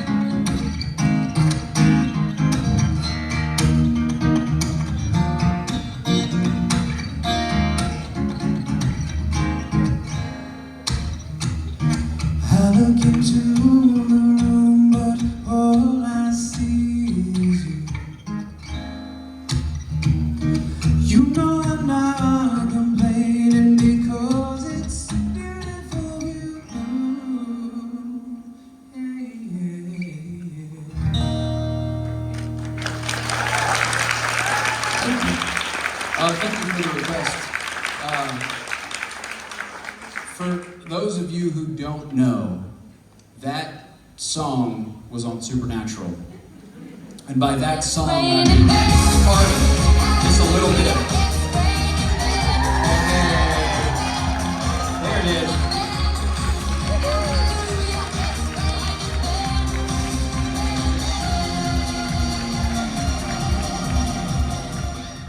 Hi. Was that the song you were going to sing? Yeah. I was just getting ready to sing it. Okay, go. No, I don't. Well, now they played it, so I don't want to have to sing it. How you been? I've just been in the green room. Yeah. Had a wee cup of tea, thought I'd bring it with me.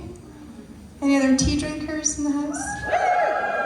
Any other tea drinkers with whiskey in the house? I was going to ask if you had any apple juice in your tea. Actually, apple juice tea? apple juice tea. Oh. It's a speciality in Rome. It's delicious. Justin Bello is the special tea we have here. What song were you going to sing? Oh, I just finished it. The you song, finished? Yeah, the song that was featured on the show. Right. And I was just getting ready to explain that. By featured on the show, I mean 20 seconds of it. Hey, that's a lot on TV. We've got very short attention spans. Do you want to do another song? Nope. What? Would you like him to do another song? No, because here's the deal, guys. I'm gonna play a whole bunch of songs tomorrow night with Rob Benedict. But I feel like since Ruthie's here, we should ask Ruthie questions. Me? Questions? Yeah. Spin the wheel. Oh, no, I'm not touching that wheel. I've heard terrible things happening. Ruth, this is your first room. This is my first time. Whoa! I'm popping my jib cherry right in front of you. I'm honored to share the stage with you. You're my first stage sharing experience. This is fun. Yeah, how long does it last? It's over. Oh, it's over. Oh, I was hoping for longer. No, I'll tell you what though, I will spin the wheel for us so that you can so I can see how it works. See how it goes. Okay, because I'm scared to touch that thing. I think it's cursed. It's an accursed wheel of torture and shame for actors. That's why you like it. I know what you're like. All right. So, if at any point in your panel you feel like let's clear the air. Let's push the reset button. Push the reset button. You can say if things are flagging a little. Yeah. But I mean, this crowd would never. Yeah, or if you just don't want to answer a question, that's exactly like, right. oh, spin the wheel. That's it. I got exactly it. right.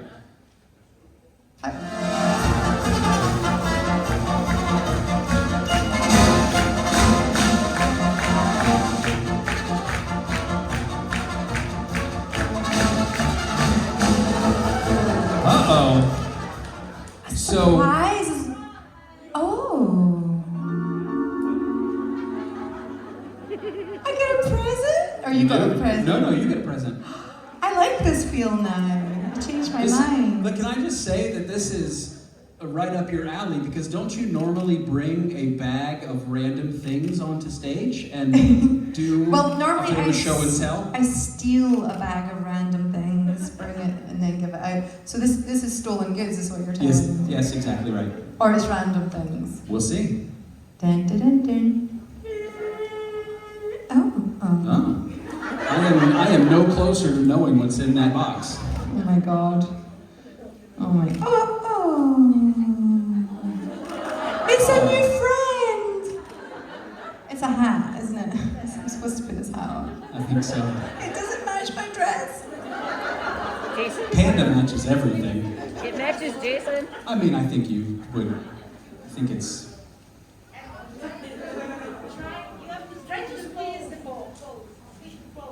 This squeeze? That's awesome. Well, ladies and gentlemen, thank you. Welcome to Rome.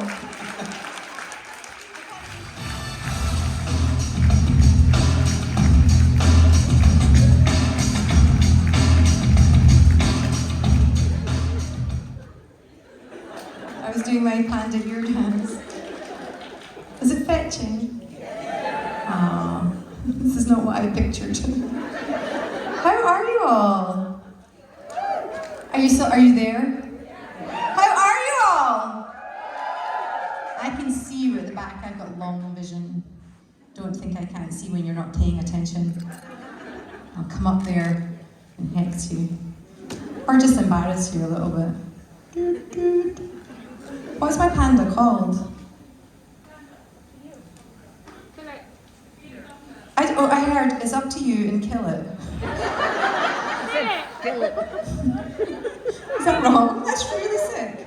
You guys are worse than I thought. She said Philip, like the Philip. Yeah. Philip the panda. Okay, give me 2 ear flops if it's a yes, one if it's a no. That was a no. What else? Bobo. Bobo. Bobo. Oh, Bobo. Bobo. Bobo. Okay, Bobo's going to answer your questions. I don't have anything else to say. I'm just going to answer as Bobo. Bobo. Okay, who's first? Does anybody have a question? Nobody has a question. Oh, hello. Hello. Somebody has to ask me. No, thank you. What's your name? Janelle. Thank you for saving my teaching ass. Oh, it's okay. I really like your panda. You like Bobo? Yes. Bobo. What's your name? Where are you from? What do you want? My name is Janelle. I'm from Texas, and You came all the way from Texas? yes, ma'am. Good for you, girl. You fixing to ask some questions? Yes.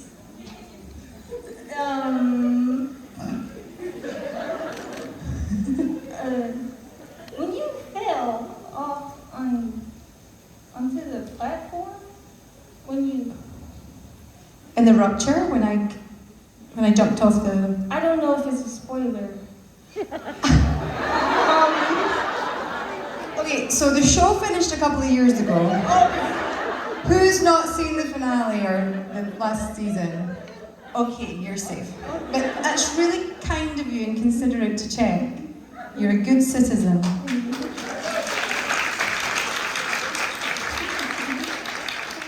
Oh, I should have had one of these a long time ago. Summer in Rome, I know I'll get. Funny panda hat. When you fell, did it hurt? When Ruth died, sort of? Not died. Yeah. She became... I'll tell you, I did actually hurt myself. So, it's really cool. Not hurting yourself's not cool. So there was a platform they built really high. It's the same platform Misha and Alcal had to jump down. And I kind of had to stand and look over the ledge and just kind of like imagine falling. And I had to do that thing where you let yourself fall. And it's also not, it's not level, there's a bit of a drop as well. Like a mat drop, and so you have to kind of do that thing, and at the very last second, put your hands down and turn your head. And I did it the first time perfectly. Like I really held it and I went, and the very last minute, boom, like turn my head. Like the stunt coordinator told me to. And then they're like, we got that one, we're just gonna do one more for safety. So that's really good. You're like, oh, they got it.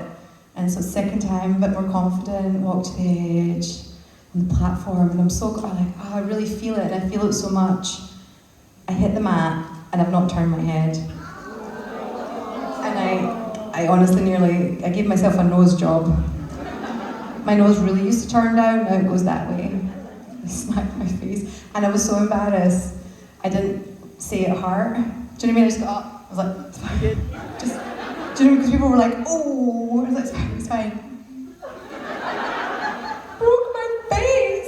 Broke my face for Supernatural. So it shouldn't have hurt, but yes, it did actually injure me. More my pride and my ego and my nose a little bit. Thank you for your question. Nobody ever has asked me that question before. So congratulations. These fans are good. This is a bit what rupture was like. I'm going to no, there's one at this side. I'm going to reenact it with the panda hat. Hope you got that, okay. This side? What's your name? Where are you from? What do you want? Okay. Hi Ruth, my name's Anna. I'm from around about Rome. Around, I know you moved here, yeah, didn't you? that's right, that's me. And I'd like maybe to find out a little bit about your Mongoose movie. My Mongoose movie? And how it was working with Christopher Lloyd. Oh, it was awesome. Does anybody else want to know about the Mongoose? Hands up here in this crowd of people, supernatural people, who would like to see a movie about a talking mongoose that's based on a real story? Okay, hands up if you believe there are real talking mongoose. You don't believe? You don't believe in Jeff? Okay, so this film is about a true story from like the 1930s in the Isle of Man, a little remote island. Maybe things were quiet and there wasn't much electricity or radio and everything else, so I don't know, maybe imaginations go further, but this family said they had a talking mongoose in the wall called Jeff. And Jeff mainly spoke through their 13-year-old daughter, Vori. And like we know kind of from supernatural things, poltergeists kind of attach themselves more to girls that age and stuff, you know what I mean? Anyway, I play the mum, and me, Tim Downey from Outlander, if you know Tim, and this young actress Jessica, we're this family who tell everyone about this talking mongoose. And Simon Pegg plays Nandor Fodor. Who's a real person. He comes to investigate it. And then Christopher Lloyd plays a different Dr. Harry Price, and he has come to investigate whether it's real or not, or why these people believe it's real, because they really believe it's real. So does he play like the crazy professor again? I'm not going to use the word crazy, because eccentric. He's an unusual professor. So on my last day of filming, I'm sitting at a table opposite Christopher Lloyd, and the director's like, okay, can you just do a little bit of improv? We just need some improv dialogue. And so he's like, Christopher, ask Ruth a question. So I'm like, oh, Christopher Lloyd's going to ask me a question, okay. And Christopher Lloyd looks me in the eye and says, is Jeff house trained? And I was like, he basically just asked me if the mongoose poops in the soup. And so that's how good he is. That might not be in the movie, that bit, but it was wonderful. The nicest thing about it was he was a nice man. It's like, that's all you want, right? There's too many nice people who are good at things to work with people who are assholes. Absolutely. You know what I mean? Okay, do you use bad language at this convention? Great. Yes. Hi. Oh, I should spin. I should do something, right? Right? I'll be okay. Okay. And Oh, weird. There's some more over there. I'm just drinking my tea. I know what's in my tea. That's whiskey tea. That was just a little joke. Sorry, I'll do it properly this time. Or will I?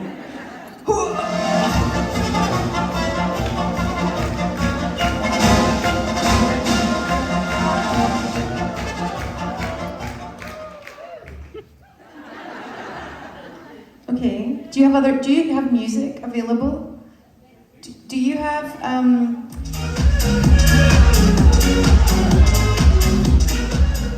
Do you have the song I Believe in Miracles, You Sexy Thing?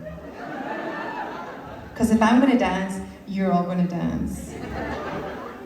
Krista knows what's up. Okay, everybody stand up. Stand up, I can see you at the back. How do you say stand up in Italian? Answer. Alzati. Okay. Pronto, Vito, quico. Is that right? Okay, so it starts off and you go, Then you can't see. You're okay. You can move. In fact, you can come up on the stage with me if you want this time. Okay, so it starts off, you do 8 cowboy circles.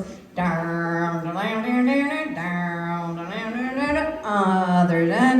down, down. I believe in miracles. Okay, you got to sing along. Where are you from? You sexy thing, you sexy thing. I believe in miracles. And then at the end, you just got to go a big shimmy. Oh, 8. This side. 3, 4, 5, 6, 7, 8. 1, 2, 3, 4, 5, 6, 7, 8.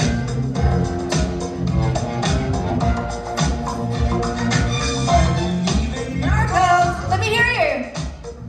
Where are you from? You sexy thing.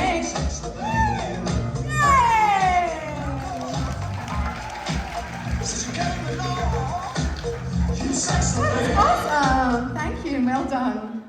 That's what you get for making me spin that bloody wheel. Hello. What's your name? Where are you from? What do you want? I love that, it's like Stella Black. What's your name? Where are you from? What do you want? I'm Tina, I'm from Bath, and my husband and I kind of had a running bet for about 10 years. And we're trying to get some cast members to try and decide it for us. So, okay. In Castiel's true form. In Castiel's truth hump. True form, as an angel. Okay, true form. Wings. I was like, there's something I didn't know in the canon. Yeah, that's the you didn't quite get that. Yeah. Because he has wings, does he need a tail to steer? I.e., does Castiel the angel have a tail? I mean, Misha could do with a tail to That's also, steer. yeah.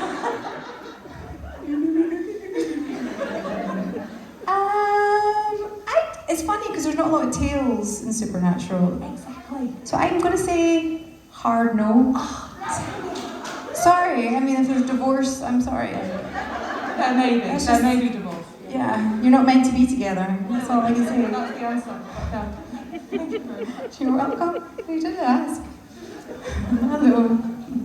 Hi, how are you doing? Good. I just wanted to know if you had any upcoming projects that you might be able to tell us about that we can look forward to. Yeah, well, there's Nandor, Fodor, and the Talking Mongoose, which we're hoping is going to be in cinemas next year. Imagine if it goes to the cinema. My nose will be 50. I've never seen that before. And I start filming Dead Boy Detectives. Soon, I have the scripts. It's written mostly by Steve Yockey, do you know from Supernatural? And Jeremy Carver is an EP, Neil Gaiman is an EP, etc. And I play the night nurse. And I'm just lovely, you know? You can imagine, she's a really sweet night nurse. She just wants to put everyone to bed. I went to bed, whatever. Anyway, yeah, that's it. Is that enough? Yeah. Oh, and I just did a video game. Oh, what video game? And I had to sign a non-disclosure. So I probably shouldn't. Anyway, I'm one of a lot of voices in it. But it's really good. It's going to be like on Xbox and everything. So that's cool. You'll have to tell us when it comes out, when it is. So I will. I really shouldn't say anything else. No, it's so hard not to say things when you know them. And it's not even that it's that wild, it's just things that I think are funny. Like, there's something to do with tea in it. I didn't say anything. Okay, I get fired. Even though I stopped working, they'll be okay. Hi. Hi, I'm Sharon from London. I think she's just stole my question about you being in the recording studio. She stole your question. Ask it anyway. I can answer I was about to ask what were you in the recording studio for? Oh, I see. Is that for the Xbox game? Yeah. I mean, I think it's on a lot of different platforms. That's just the brand name that my brain not knowing very much about the video game world. Who's all into video games? Felicia's amazing. When I do a panel with Felicia, I'm just like, she knows so much. Have you seen Felicia's Twitch streams? No, I've been on one, but I've not seen it. Is it good? Yeah. She's awesome. She's doing loads of stuff, right, with shadows people and what we do in the shadows people. And, Yeah, does that mean, does anybody like that? Yes. I met them at Comic and I fangirled and I was like, do you mind if I get a picture? I blamed it on the fact that I needed to show someone else, but it was because I wanted it. Well, it's actually still a question. I was wondering, how hard is it to film when you're in those lovely heels? Say that again. How hard is it to film when you're walking in those lovely heels of yours? How does it feel? How hard is it? Oh, these are easy. Yeah. To film. Oh, to film? Yeah, to film. Okay, so sometimes hysterically difficult.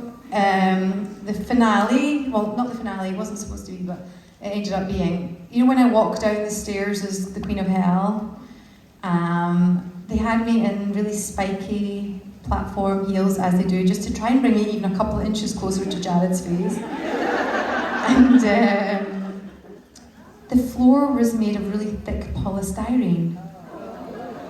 Clearly no women had been involved in designing the floor, Jerry. And so I was doing the whole thing without putting any weight on my heels. So I basically did the whole thing on the tips of my toes. And because I was a dancer, I can. It wasn't fucking easy. Excuse my French. So yeah, sometimes it's dangerous. These are flats to me. I mean, they're only like, what, 4 or 5 inches? It's practically flat. I can run in these. Do you like them? They're sparkly. I wore them because I was coming here. These are my Justin Bello sparkly shoes. New dress and panda head. I thought it would all go really well as a song.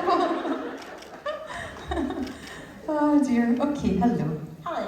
Hi. I was wondering what do you think Rowena is doing now apart from ruining hell? What she's doing now in hell? No, apart from ruining hell. Apart from ruining hell?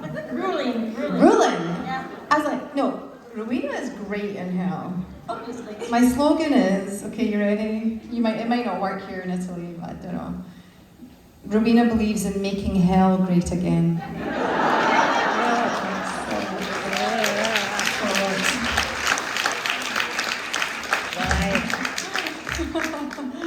And she's really awesome at it. She's just like, really has people really on their toes, really doing their job, really torturing people, finding really interesting ways of sexually torturing people. So that they're happy to be in hell than in heaven, but it still hurts. That's hell, isn't it? It should be like the greatest party ever. And all the people from heaven actually would prefer. And you get free chocolate in hell, and free champagne. I mean, you can't ever stop drinking it. You can't drink water, so it does become a bit, dehydrating. But it's fun. You want to go to hell and have Rowena tell you what to do, don't you? That's not a fantasy of yours. You don't want her to tickle you to death with a wet tea bag. Don't knock it till you've tried it. Phrasing. I'm Mandy from Minnesota. Minnesota. And my question is about, I'm a dancer, or a former dancer, and I think you are as well. I love the videos that you post on social media. Can you tell us about your background in dance? I was a wee dancer. My dad said I was a wee chancer. But I was sent to ballet lessons because my cousin Ruby wanted to go.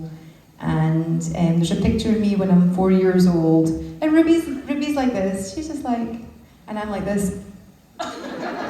It's quite clear, I wasn't a very stage school kid. I didn't say very much. I was quite shy. I was very embarrassed about singing. It wasn't that I thought I could be an actor. It's just that I could express myself. I could really express myself through dancing without saying anything. And I think that can be a really valuable thing for some people. Not everyone's good at articulating their feelings. And I think that can apply to anybody in their bedroom, putting music on at any point and just raging to the machine or whatever. Against. You guess? No, raging against the machine. Raging. What did I say? To. Raging to the machine.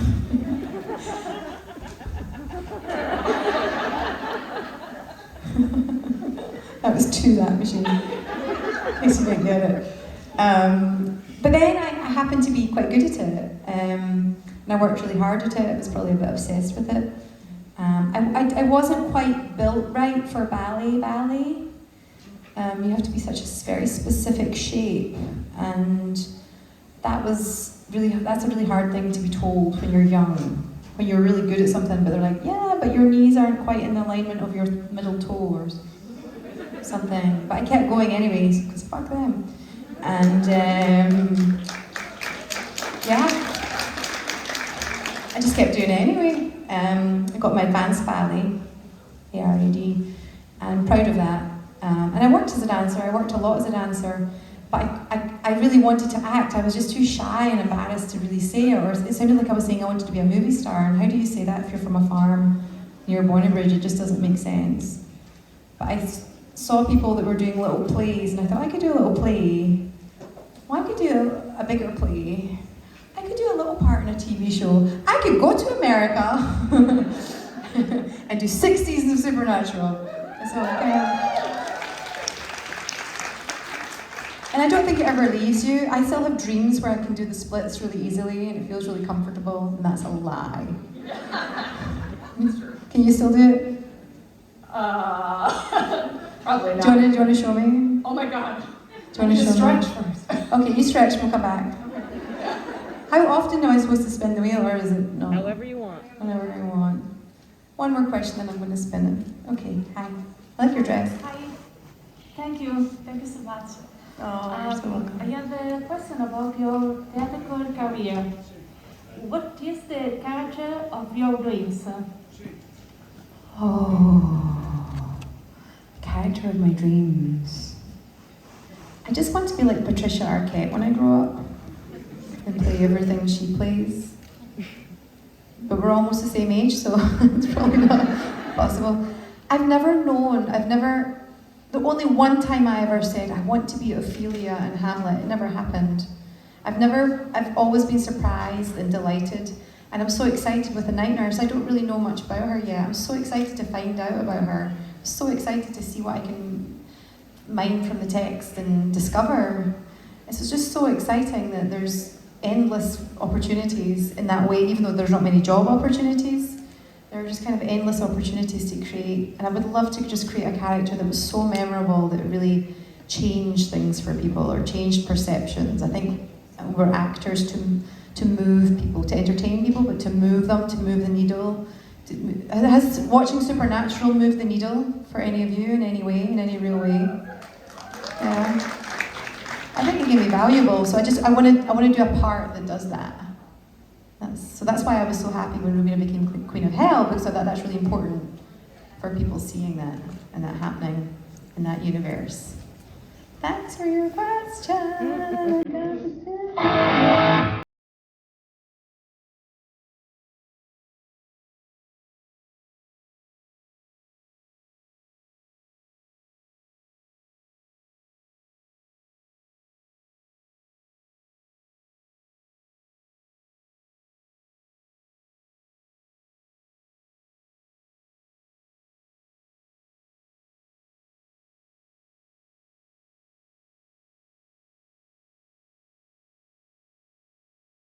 Okay, we're spinning the wheel. That way? Okay, your way.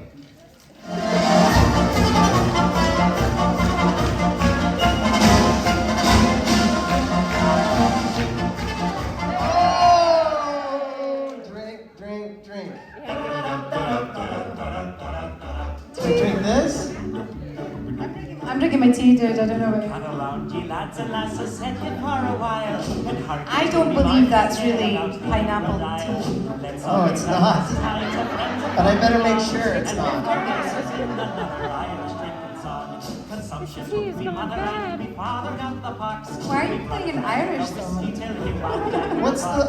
What's Italian for cheers? Salute. Salute. Salute. Slanjabar. Skål. Slancha. Oh. It's hot. Is that just what the doctor ordered? Yeah, I mean, I guess so. Hi. She still has her chair and everything. That's awesome. How's everybody doing? We had fun, didn't we? You're not going anywhere. I can see you at the back. We had fun, didn't we? You're not going anywhere. You're staying with me. They're really happy. I made them dance. How's there like something spilled on that or something? That was Adam. Okay. I like your hat a lot. It's super cute. I'm keeping it. I don't have to hand it back, do I? No, I'm not giving it back. Should I borrow? It's good. Should I borrow? Hey, if I do this, I need you to get me a cup of tea. If I do this, I need you to get me chocolate. Okay. Just for future. And also, if you ever like get kidnapped, you can be like, and they make you make a video, you can say that means you need help. You were like, you send me chocolate. Right, but if you did it 3 times, I'll call 911. Yeah. Oh, wow, it's so good to be back. Oh, wow, we're gonna do a chair between us, okay. Things are good, guys, things are really good. We like each other. Oh, don't say aw to him. He's fine. This is what it's like all the time. So it's nice to be back. I can't believe we're here. It's so nice to be here. Sorry to And talk for you, over it's so you. nice to have you here. I've seen this stage on so many YouTube videos and imagine the debauchery behind. And so far, so good. Yeah, I was excited to show it to Ruth. I was like, and this, I was like, seriously, I was excited we pulled into this hotel. I was like, and this is the Hilton? I've seen a Hilton before, Rob, but that's great. But not this Hilton, this is a special Hilton. Yeah. Yeah. And you're like, and then we do this, and then we do that. Yeah. And I'm like, you spin what? Yeah, I told you about the wheel. Yeah. Yeah. And you never told me about karaoke. I never did. You never did. You neglected to mention karaoke. There's karaoke tonight. There's karaoke tonight. Who's coming? Yeah, it's fun. It's always fun. Karaoke is always fun. And we used to do karaoke all the time in America, but we don't anymore. So this is it. This is the only karaoke we really do all year. What does that mean? I'm taking off.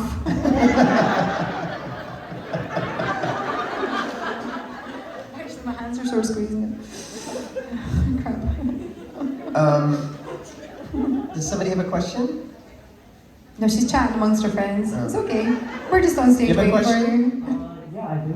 Hi. Hi, my name is Thu. I'm from Vietnam. Oh, cool. Wow, how awesome. Nice to have you. Yeah, thank you. Well, since Rob is here, can I also ask both of you? Yeah, whatever. Yeah. Okay, because Rowena has seen like pretty much like all kind of relationships throughout the show, how would you rate, like how healthy would you rate like Adam and Michael relationship, and how would Rob, like for Rob, how would God think of like Michael and Adam having that like, how do I say it? How healthy. Yeah, like that really like actually like functional instead of this. I mean, Ruth is the sort of relationship. Rowena only does dysfunctional relationships. So yeah. That's all she does. So that's all she knows. And the closest thing to a normal relationship is one with Jared, and she asks him to kill her. So it's it's a bit intense. That really is your closest relationship on the show, right? Well, it would have been Fergus Crowley, but Sure, right. and then my grandson and Oscar and everyone dies. But I know I did know that I was God's guilty pleasure. So It's true. You will. What's your answer, my love? I don't know. Michael and Adam. Yeah, I think that the thing about Michael and Adam. What do you think? Do you know anything about Michael and Adam? Who are Michael and Adam? Michael. I played Michael. At one point, you did. Yeah, and He's Adam's my son. Michael's my son. And Adam's in the green room. Adam, no, it's not that Adam. Different Adam. You're talking about when you say Adam. The brother in the cage. You're talking about the brother in the cage. Played by Jake Abel. Very ably. And he and Michael have a very dysfunctional relationship. Michael's they're a really nice relationship. Michael's a bitch to everyone, is he not? No! Oh, see. Oh, you see, you do. You tell us. You tell us. Because I don't know how to say this. I can write the characters, like people do role play, I write Michael. So like personally, I don't think Michael is like a bad, like a mean character to everybody else. And circumstances why like he been like abandoned by God for like thousands of years, and like the fact that he can still build that relationship with Adam in the cage, I think that's like really speak to him as like a good, nice character. I agree. Fair enough. I think that's awesome. I also love that you're from Vietnam, and I love that there are so many people from so many different countries at this convention. That's something I really appreciate about this convention in particular. Like, I just did autographs. I'm like, where are you from? And like, Portugal. Yeah. The Netherlands. Yeah. Ireland. Yeah. England. Hawaii. Russia. Where else? Where else? Australia. I never met you. Ukraine. Yeah. Czech Republic. That one. Who else? Someone from Czech Republic. Czech Republic. Norway. Austria. Germany. Spain. The United States of America. Some Yankees. And one Scottish. Wait, who's from Scotland besides Ruth? Oh, two. And both wee and Ginger. Look at that. Where are you from? Sorry, she's from Scotland. Oh, Scotland, sorry. So let's do your Scottish again. Where are you from? From Edinburgh. Edinburgh? Ruth and I had a 15-minute conversation one time, which was her trying to teach me how to say Edinburgh. And I was going, Edinburgh. She's like, no! Edinburgh. Edinburgh. I was like, no, I was going Edinburgh. And you're like, no. That's right. Just now it is because I've learned how to say it. Borough. But in the day, I think I was saying like, Edinburgh. No, I wasn't saying borough. Edinburgh. I was saying borough. Borough. And it was a conversation, her saying like, no! I remember you just kept saying, no! No! And he was like, could you try and be a bit more gentle as a voice coach? No! I remember we were on an airplane. We're on an airplane. And I'm doing American, and like he's like, could you just try and elongate the E? And I'm like, really hard. And he says it really gently, and then when he does it wrong, I go, no! No! But then he's learned it better. It's better. But our conversation was like, borough. No, borough. Like, okay, everybody say it like, Borough. Edinburgh. You got it. You got kind of a in Edinburgh. In Scotland, we have erotic R's. Oh? You're welcome. We've spent a lot of time in Edinburgh, haven't we? Yes. Did I say it wrong? No, close enough. Just slow down. Edinburgh. Edinburgh. That was it. Didn't sound good. You're just gonna. You have to do it in your head. What's funny is that in my mind, I didn't say it any different than I said it before. And like the whole line was just like, there it is. Finally. Exactly. It's because your mouth was a bit more open. Yeah, you just have to imagine you're really tired. That's it, right? That's much better. Hey everybody, let's go to Edinburgh. That shot was very strong. Are you okay? Do you want me to tell them what to do next? Do I go? No, don't go. You got your 20 minutes here with me. Oh, I do. Yeah, you're not going anywhere. There's a treat. Sister. You have a question? My name is Rebecca and I'm from Croatia. My question is for Croatia. So we all know that Rowena has the best wardrobe in the whole show. And I was just wondering if you got to keep any of those dresses. Good question. Yeah, this is a touchy subject that I don't lie about. You know, I just don't. I don't think there's any sense in hiding the truth of how bummed I am. No, I should have. I was going to be back up filming more of Rowena.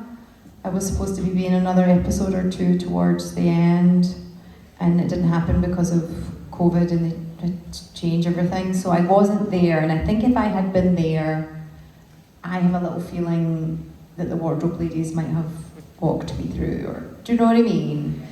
And I offered to buy them, because I even thought if I bought them all, I could even auction them for charity at some point, or something like that. Anyway, I asked, and they were like, no. Yeah, they said no.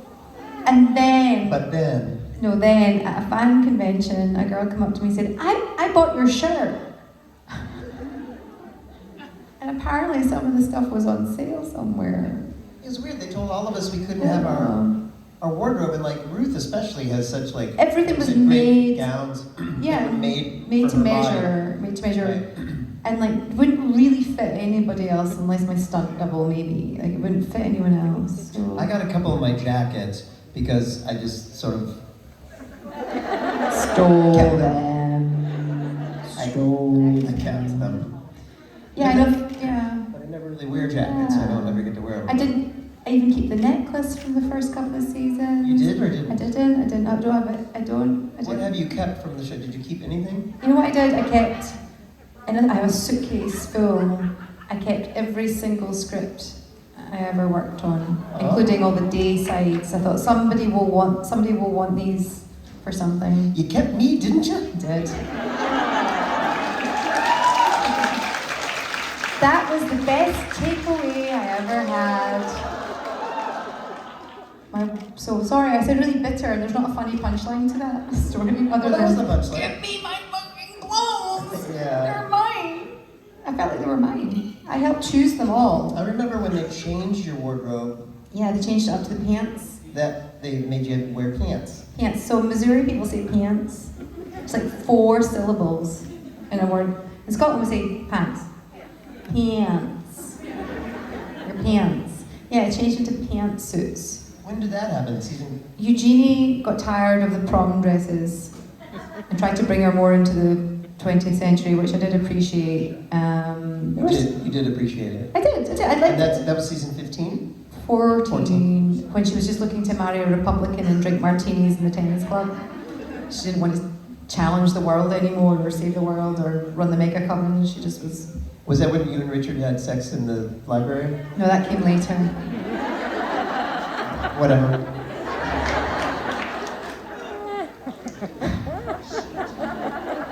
Still a problem. Still very real for some people.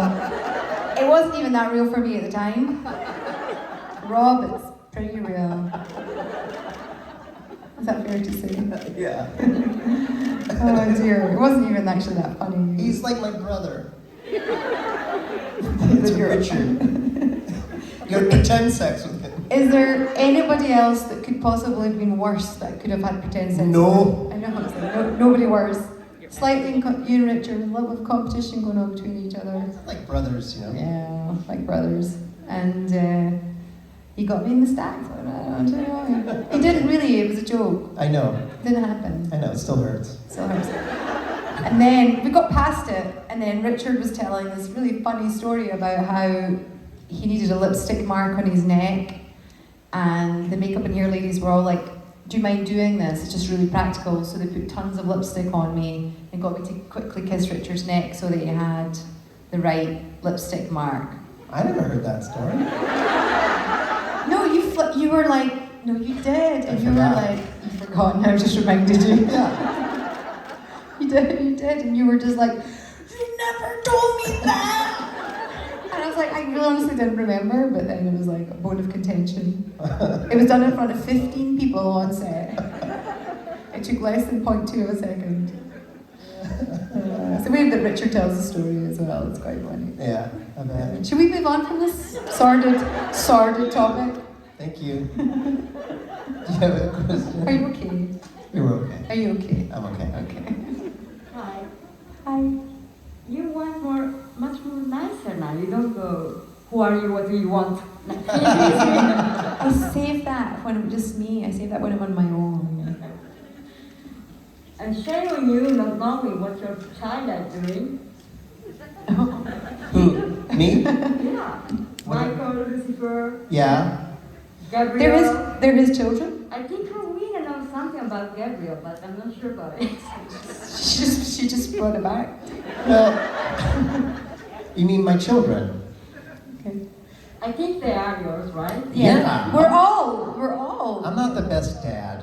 I'm not the best Oh, dad. but in real life, he is the best dad, so that's what's important. And on that note, how do you know? He said. Oh, okay. I thought you said I need to go. He's like, get off the stick. Off. Okay. Okay, bye. Goodbye. Bye. It was really nice. Thank you, everyone. Ruth Connell, everybody. Thank you.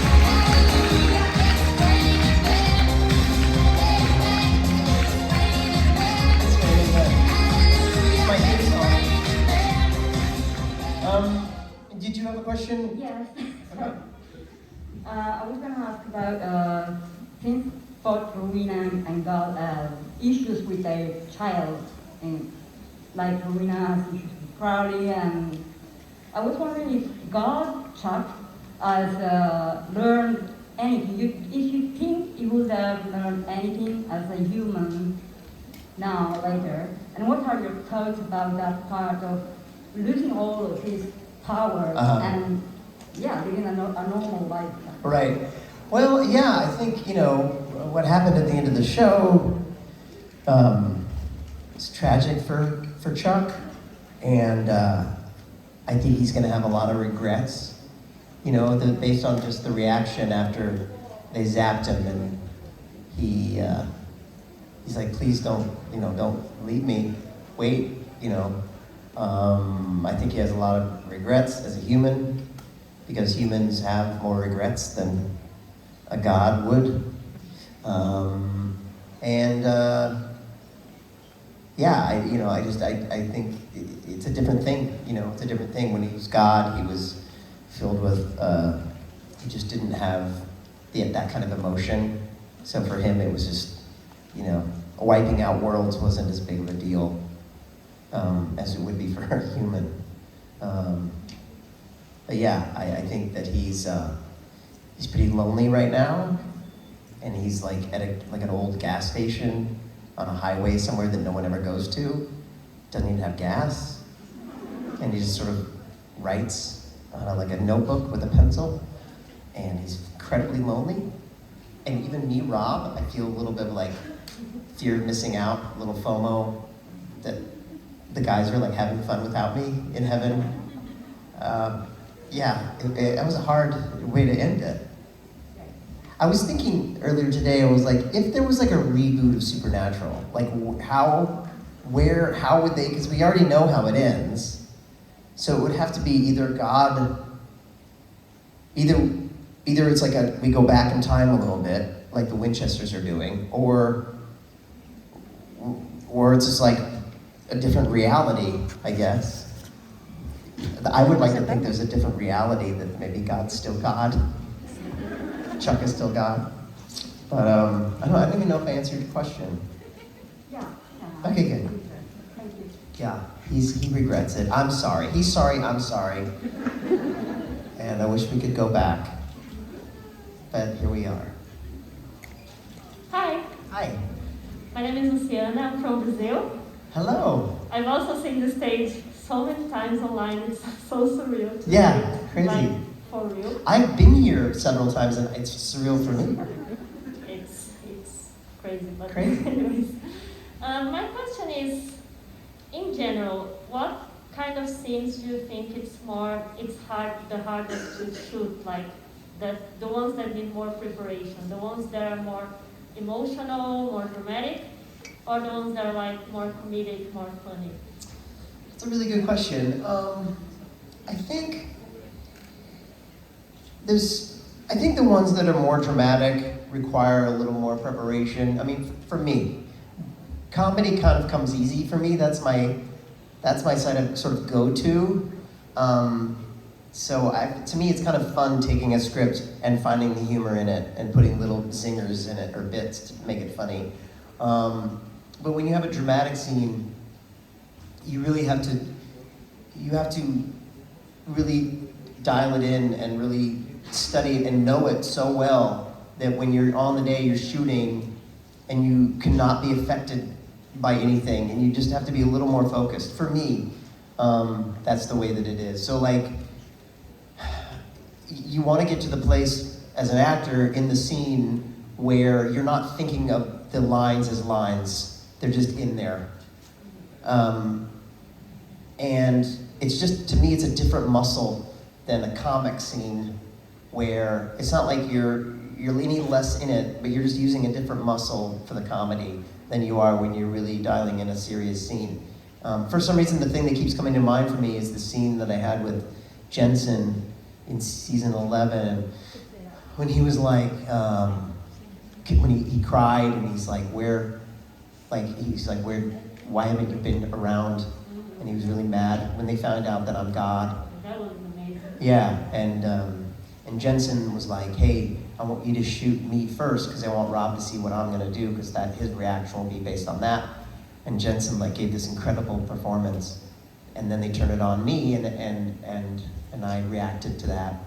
And for me that was about just knowing that scene so well that I could have a real reaction in the moment and just had to be completely real. You know, as an actor, you want to get to that place where you're not thinking about lines, you're just in the moment. That's the key, that's the sweet spot. And you can't always do it. It's not always there. Sometimes you are just self-conscious about everything, and there's lots going on, and there's a boom guy, and from your point of view, you know, I see Jensen Ackles, and behind Jensen is the camera, and another camera, and a boom guy, and the lighting guy, and someone else, I don't even know who they are. There's like, you know, and you're just like, but you have to like completely be in that moment with Dean as Chuck and have that real moment, and the only way to do that is with preparation. So for me, that's really key. Whereas, I don't know, even just now on stage with Ruth or whatever, like just being funny is sort of my go-to. So that's a little bit, it's just a little less stress for me. My favorite thing to do is like a drama that has comedy in it, which takes that preparation, which I love because this is what I do and I love it so much, but it has that comfortability of having comedy, having that little sort of wink, you know. But yeah, those dramatic scenes require, I think, the most. And the other thing that's hard sometimes if you have like something choreographed, whether it's a fight or a romantic sexual scene that has to be choreographed, and you have to be in the moment. It just takes a lot of concentration and, you know, effort to make that happen. Great, thank you. Thank you. Speaking of choreography, one of my favorite scenes was when I got to beat up the boys in the last season, my last episode. Super fun. Super, super fun. And the thing about those guys is they fought for so many seasons in a row that they do it really, really well. They take punches really well. I'm half their size. I was like, rah! Anyway. Rob, how dare you? Sorry. And then they beat me. But I had that one moment. Nice to see you, Rob. I wanted to say, sorry, thank you and Bitch so much for Supernatural Then and Now. I'm really enjoying the podcast. Thank you. Yeah. Thank you. And as I said earlier, I think you've helped me not to binge so much. I just watch one episode a week now. Oh, good. Yeah. I just wanted to ask you what have been sort of some of the perhaps highlights for you, or maybe what surprised you about the interviews. Right. That sticks in your mind. So, just so everyone knows, if you don't know already, that Richard Spate and I host a podcast called Supernatural Then and Now, and it's a rewatch podcast. So Rich and I are watching the show for the first time because we've never really watched the show every episode in order. We've only seen certain few episodes. So this is a first for him and I, and we're seeing things for the first time. And it's been fascinating because just watching it, watching things that I've heard about but never seen, or characters or actors that I've never seen on the show, you know? Even like Adam Rose, I don't know what Adam does on the show, and I can't wait till I get to him, but I don't know yet. When did he start? What season did Adam start? Something like 8. Oh, okay, so that I've got a while, okay. So that'll be in about 4 years, but anyway, I haven't gotten to me yet. I don't even know what I do. But anyway, so it's been fun to see that. That's been a really fun part. And in terms of having people on, I mean, it's always fun to talk to the actors, but one of the really fun things about the show is we talk to other people behind the scenes. And so, you know, talking to Bob Singer, this is just the producer, director, has a wealth of information and memories. And Phil Segresha has such great stories, you know. But I'm trying to think one thing that I didn't know. Oh, you know, well, there's a story that Jensen and Jared told that I had never heard before, that when the house light burns in the first or second episode, there's a house fire. And it was real fire. And they nearly burned themselves and it was nearly dangerous. And that was interesting because that would never happen now because I think they do it all in post. But this was an actual fire and they're actually in a burning house. That was interesting. Just stuff like that was like 15 years ago. Things have changed. The technology has changed even. So it's really just fun to hear, those stories. And yeah, it's just, honestly, the thing that really comes to mind is just like watching and experiencing these things for the first time. Watching Jensen say like, it's the family business. And you're like, you are going to start a brewery and name it that.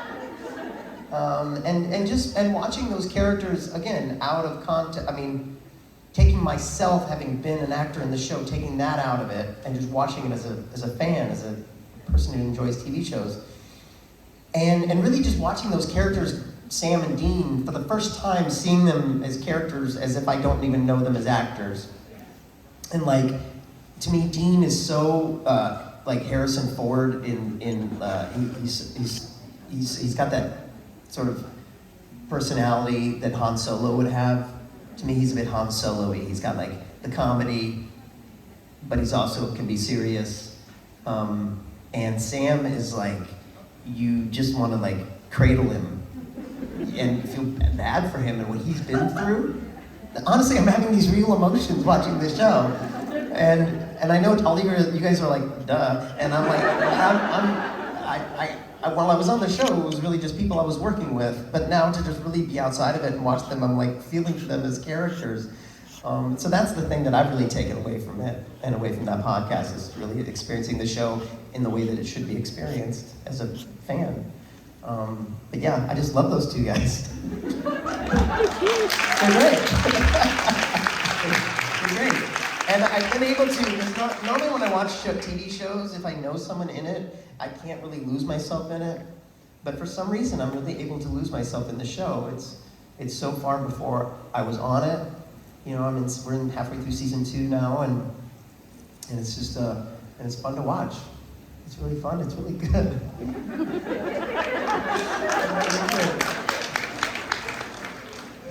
And any spoilers for Crossroads Blues? When does that come out? Well, that's the next one, isn't it? I was wondering who you're interviewing for. Okay, I don't know, can I say? Yeah, we're interviewing some great people. I don't have to say, it's okay. Yeah, we're interviewing one of the actors who was on that show, and the director of that episode, yeah. But yeah, that was a great episode.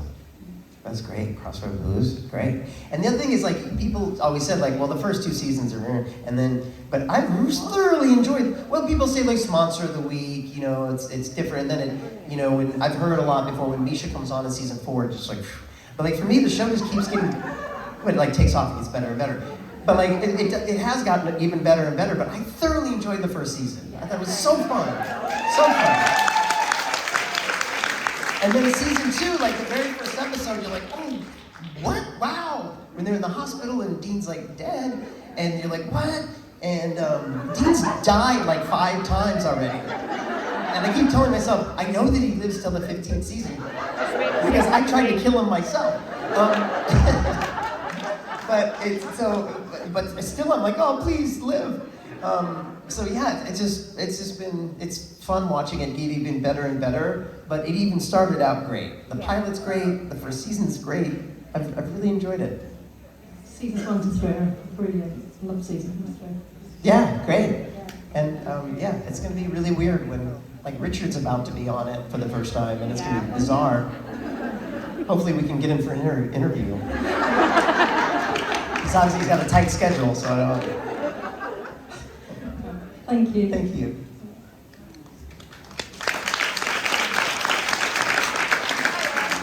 Hello. We've got, great minds think alike, because I'm just going to ask about Kings of Con. Oh, cool. I disagree with Alex, just so you know. Thank you. Thank you. She's talking about this other podcast that Richard and I do. This is a little more like off the record, just Richard and I talking, Kings of Con podcast. And our last podcast was talking about the fact that the podcast before that, the episode before that, Alex Calvert told me that it was the worst episode of podcast he's ever heard in his life. And so then we had to talk about that as a review. and it became this big joke. So I don't disagree with him massively. And, Thank you. any chance we can get him back on, maybe Ruth back on? For sure. Well, Ruth is super easy because she lives like down the hall. So yeah, Ruth will be back. Alex will. I think we need to get Alex back on to talk about this. Yeah, because he's actually a huge fan of it. He honestly is speaking from a place where he like, and even while he listened to this most recent one, and he was like, you guys were too kind to me. You could have been really mean, and you weren't. But yeah, we'll get Alex back on for sure. Anything else you were thinking of getting that you haven't got yet? Who do you want to hear? I don't know. Well, everyone, but you know. Yeah.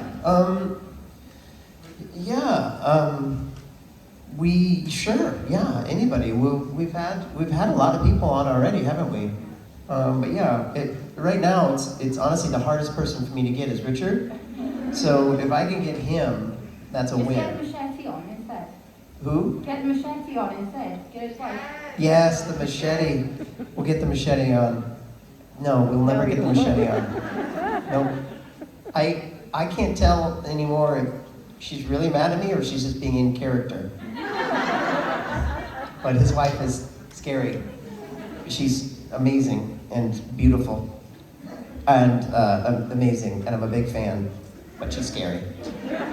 But yeah, we'll get some more people on. Right now, the other podcast is sort of taking all that work to get guests on and stuff.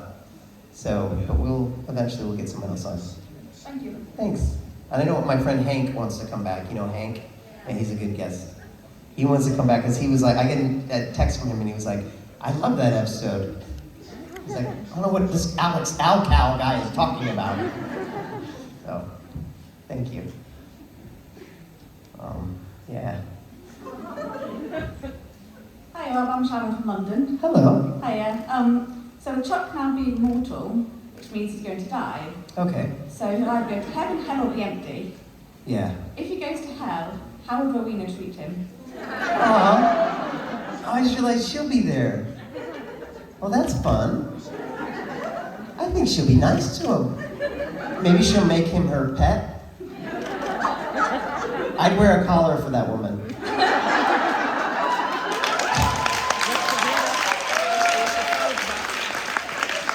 I think she'd have me, like maybe on a chain. I'm good with that. I mean, if you want to be someone's teacher's pet, it's the Queen of Hell. So yeah, I think if I go to hell, which is, I didn't realize until this moment that that's where I might be going. And in real life too, because God, if there is one, might be like, yeah, not a fan. Down, send him down. But I know that Ruth Connell won't be in hell, so the real life hell would be miserable for me. But the supernatural hell would be pretty awesome. Just partying with Ruth, but it would be on a chain, and that'd be okay. She'd take me for walks, and I could pee on the neighbor's bushes, because it's hell. You can't poop on Richard's She yard. did mention earlier that it would be full of chocolate and champagne, so... Oh, fuck yeah. I'm so there for that. It's gonna be so fun. Yeah, but she's definitely having me on a chain. I probably wouldn't be able to have the chocolate and champagne. She wouldn't let me have that, because it's hell. There's gotta be some part of it that's like not cool. Yeah, I just hope I can have clothes on. Because if you're on a chain and the collar and everything, that would be degrading. Like let me just wear clothes at least. But yeah, so that could be okay. You made it sound a little better. I'm glad she's gonna be there. I feel really lonely as Chuck right now, so yeah, that's something to look forward to.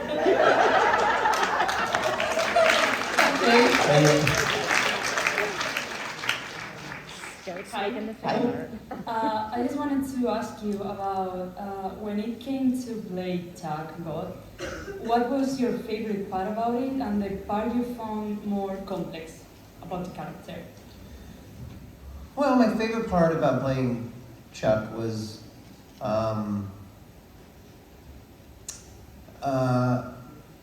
got to do some great things. Like, because Chuck changed so much over the 15 seasons, I got to play so many different aspects of this character, from being sort of the comic relief in seasons 4 and 5, to being the voiceover of the last episode of season 5, and being kind of the narrator of that episode, and introspective, and loving.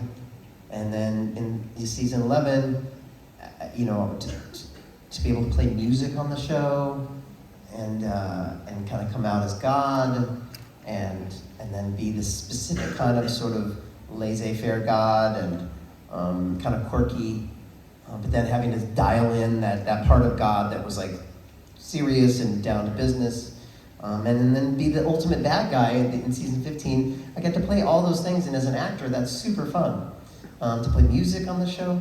But the challenging part was also that thing, because what I had to do is try to have a through line that still made sense that this was the same guy. I wanted you to believe that this season 15 God was really the same Chuck as season 4, just he'd been through, you know, I just had this arc, you know, where he comes out as this thing that you didn't know that he was. So, you know, that part of it was challenging. And, you know, another challenging thing being a recurring character on a show is you don't know anything. They're just like, hey, you know, you're just, whatever, living your life, working other jobs, working on other shows, and then you get a call from your agent like, hey, Supernatural wants to reserve you for these dates. You're going to be in episode 5, season 5 episode whatever, and you're like, okay, but you don't know what's been going on. Nobody tells you anything. So you gotta like read the script and be like, and then you call the writer like, why am I saying this? What does this mean? You know. So you really have to play a lot of catch up. And then when I came back in season 11, like it'd been like 6 seasons, so I just had to do a lot of catching up to figure out what was going on. So that was the challenging part, and just trying to say the lines and be the same guy that you remember from season 5 when I was season 11. So, but yeah, but I'm just so thankful for my whole time. It was just like the greatest job. And honestly, by the end of it, we were all such good friends. We are now such good friends. So it was just fun to play with my friends. I have to say that hearing you sing, it was actually one of the most emotional moments for me in Supernatural. Oh, cool. Like I was remembering, and I get like, it was really, really good. So thank you so much. Thank you. Thank you for saying that. I really appreciate you. Thank you. One more? Okay, one more question. Hi. Hi. So on the theme of playing God, if you could pick up the entire cast, or most of the cast of Supernatural, and put them into any TV or film universe, where would you put them and who would you have them play? Holy cow, that's a big question. Okay. It's a little bit, sorry. Yeah, no, it's good. Okay, I think, okay, well, all right. No pressure.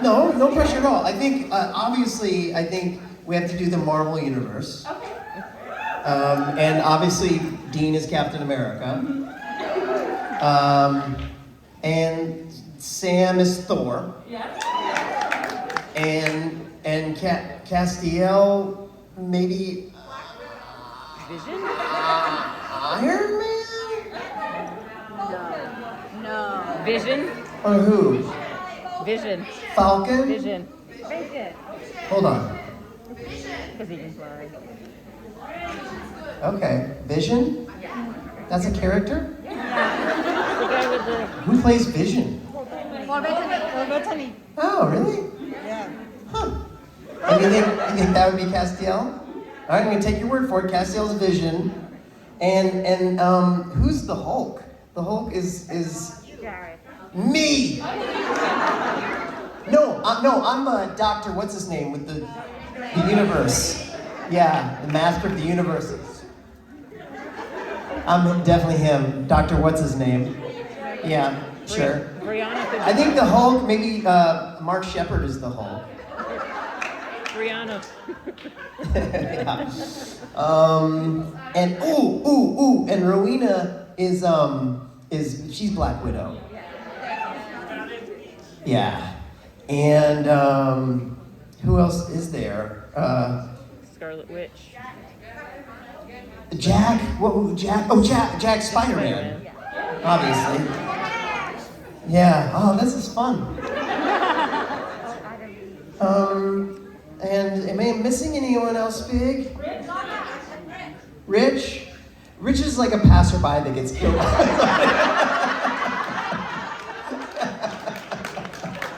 Rich is like a tourist who's like, I think it's over. That's just for not being here. He's gonna have to earn it. Anyway, thank you so much. That was fun. I'll think of others. Well, thank you guys. Thank you so much. We're gonna do something, and then tonight we have a little cocktail party, and then some karaoke, and then Jensen gets here tomorrow, and the party really starts. So, yeah, thank you so much. I'll see you all weekend.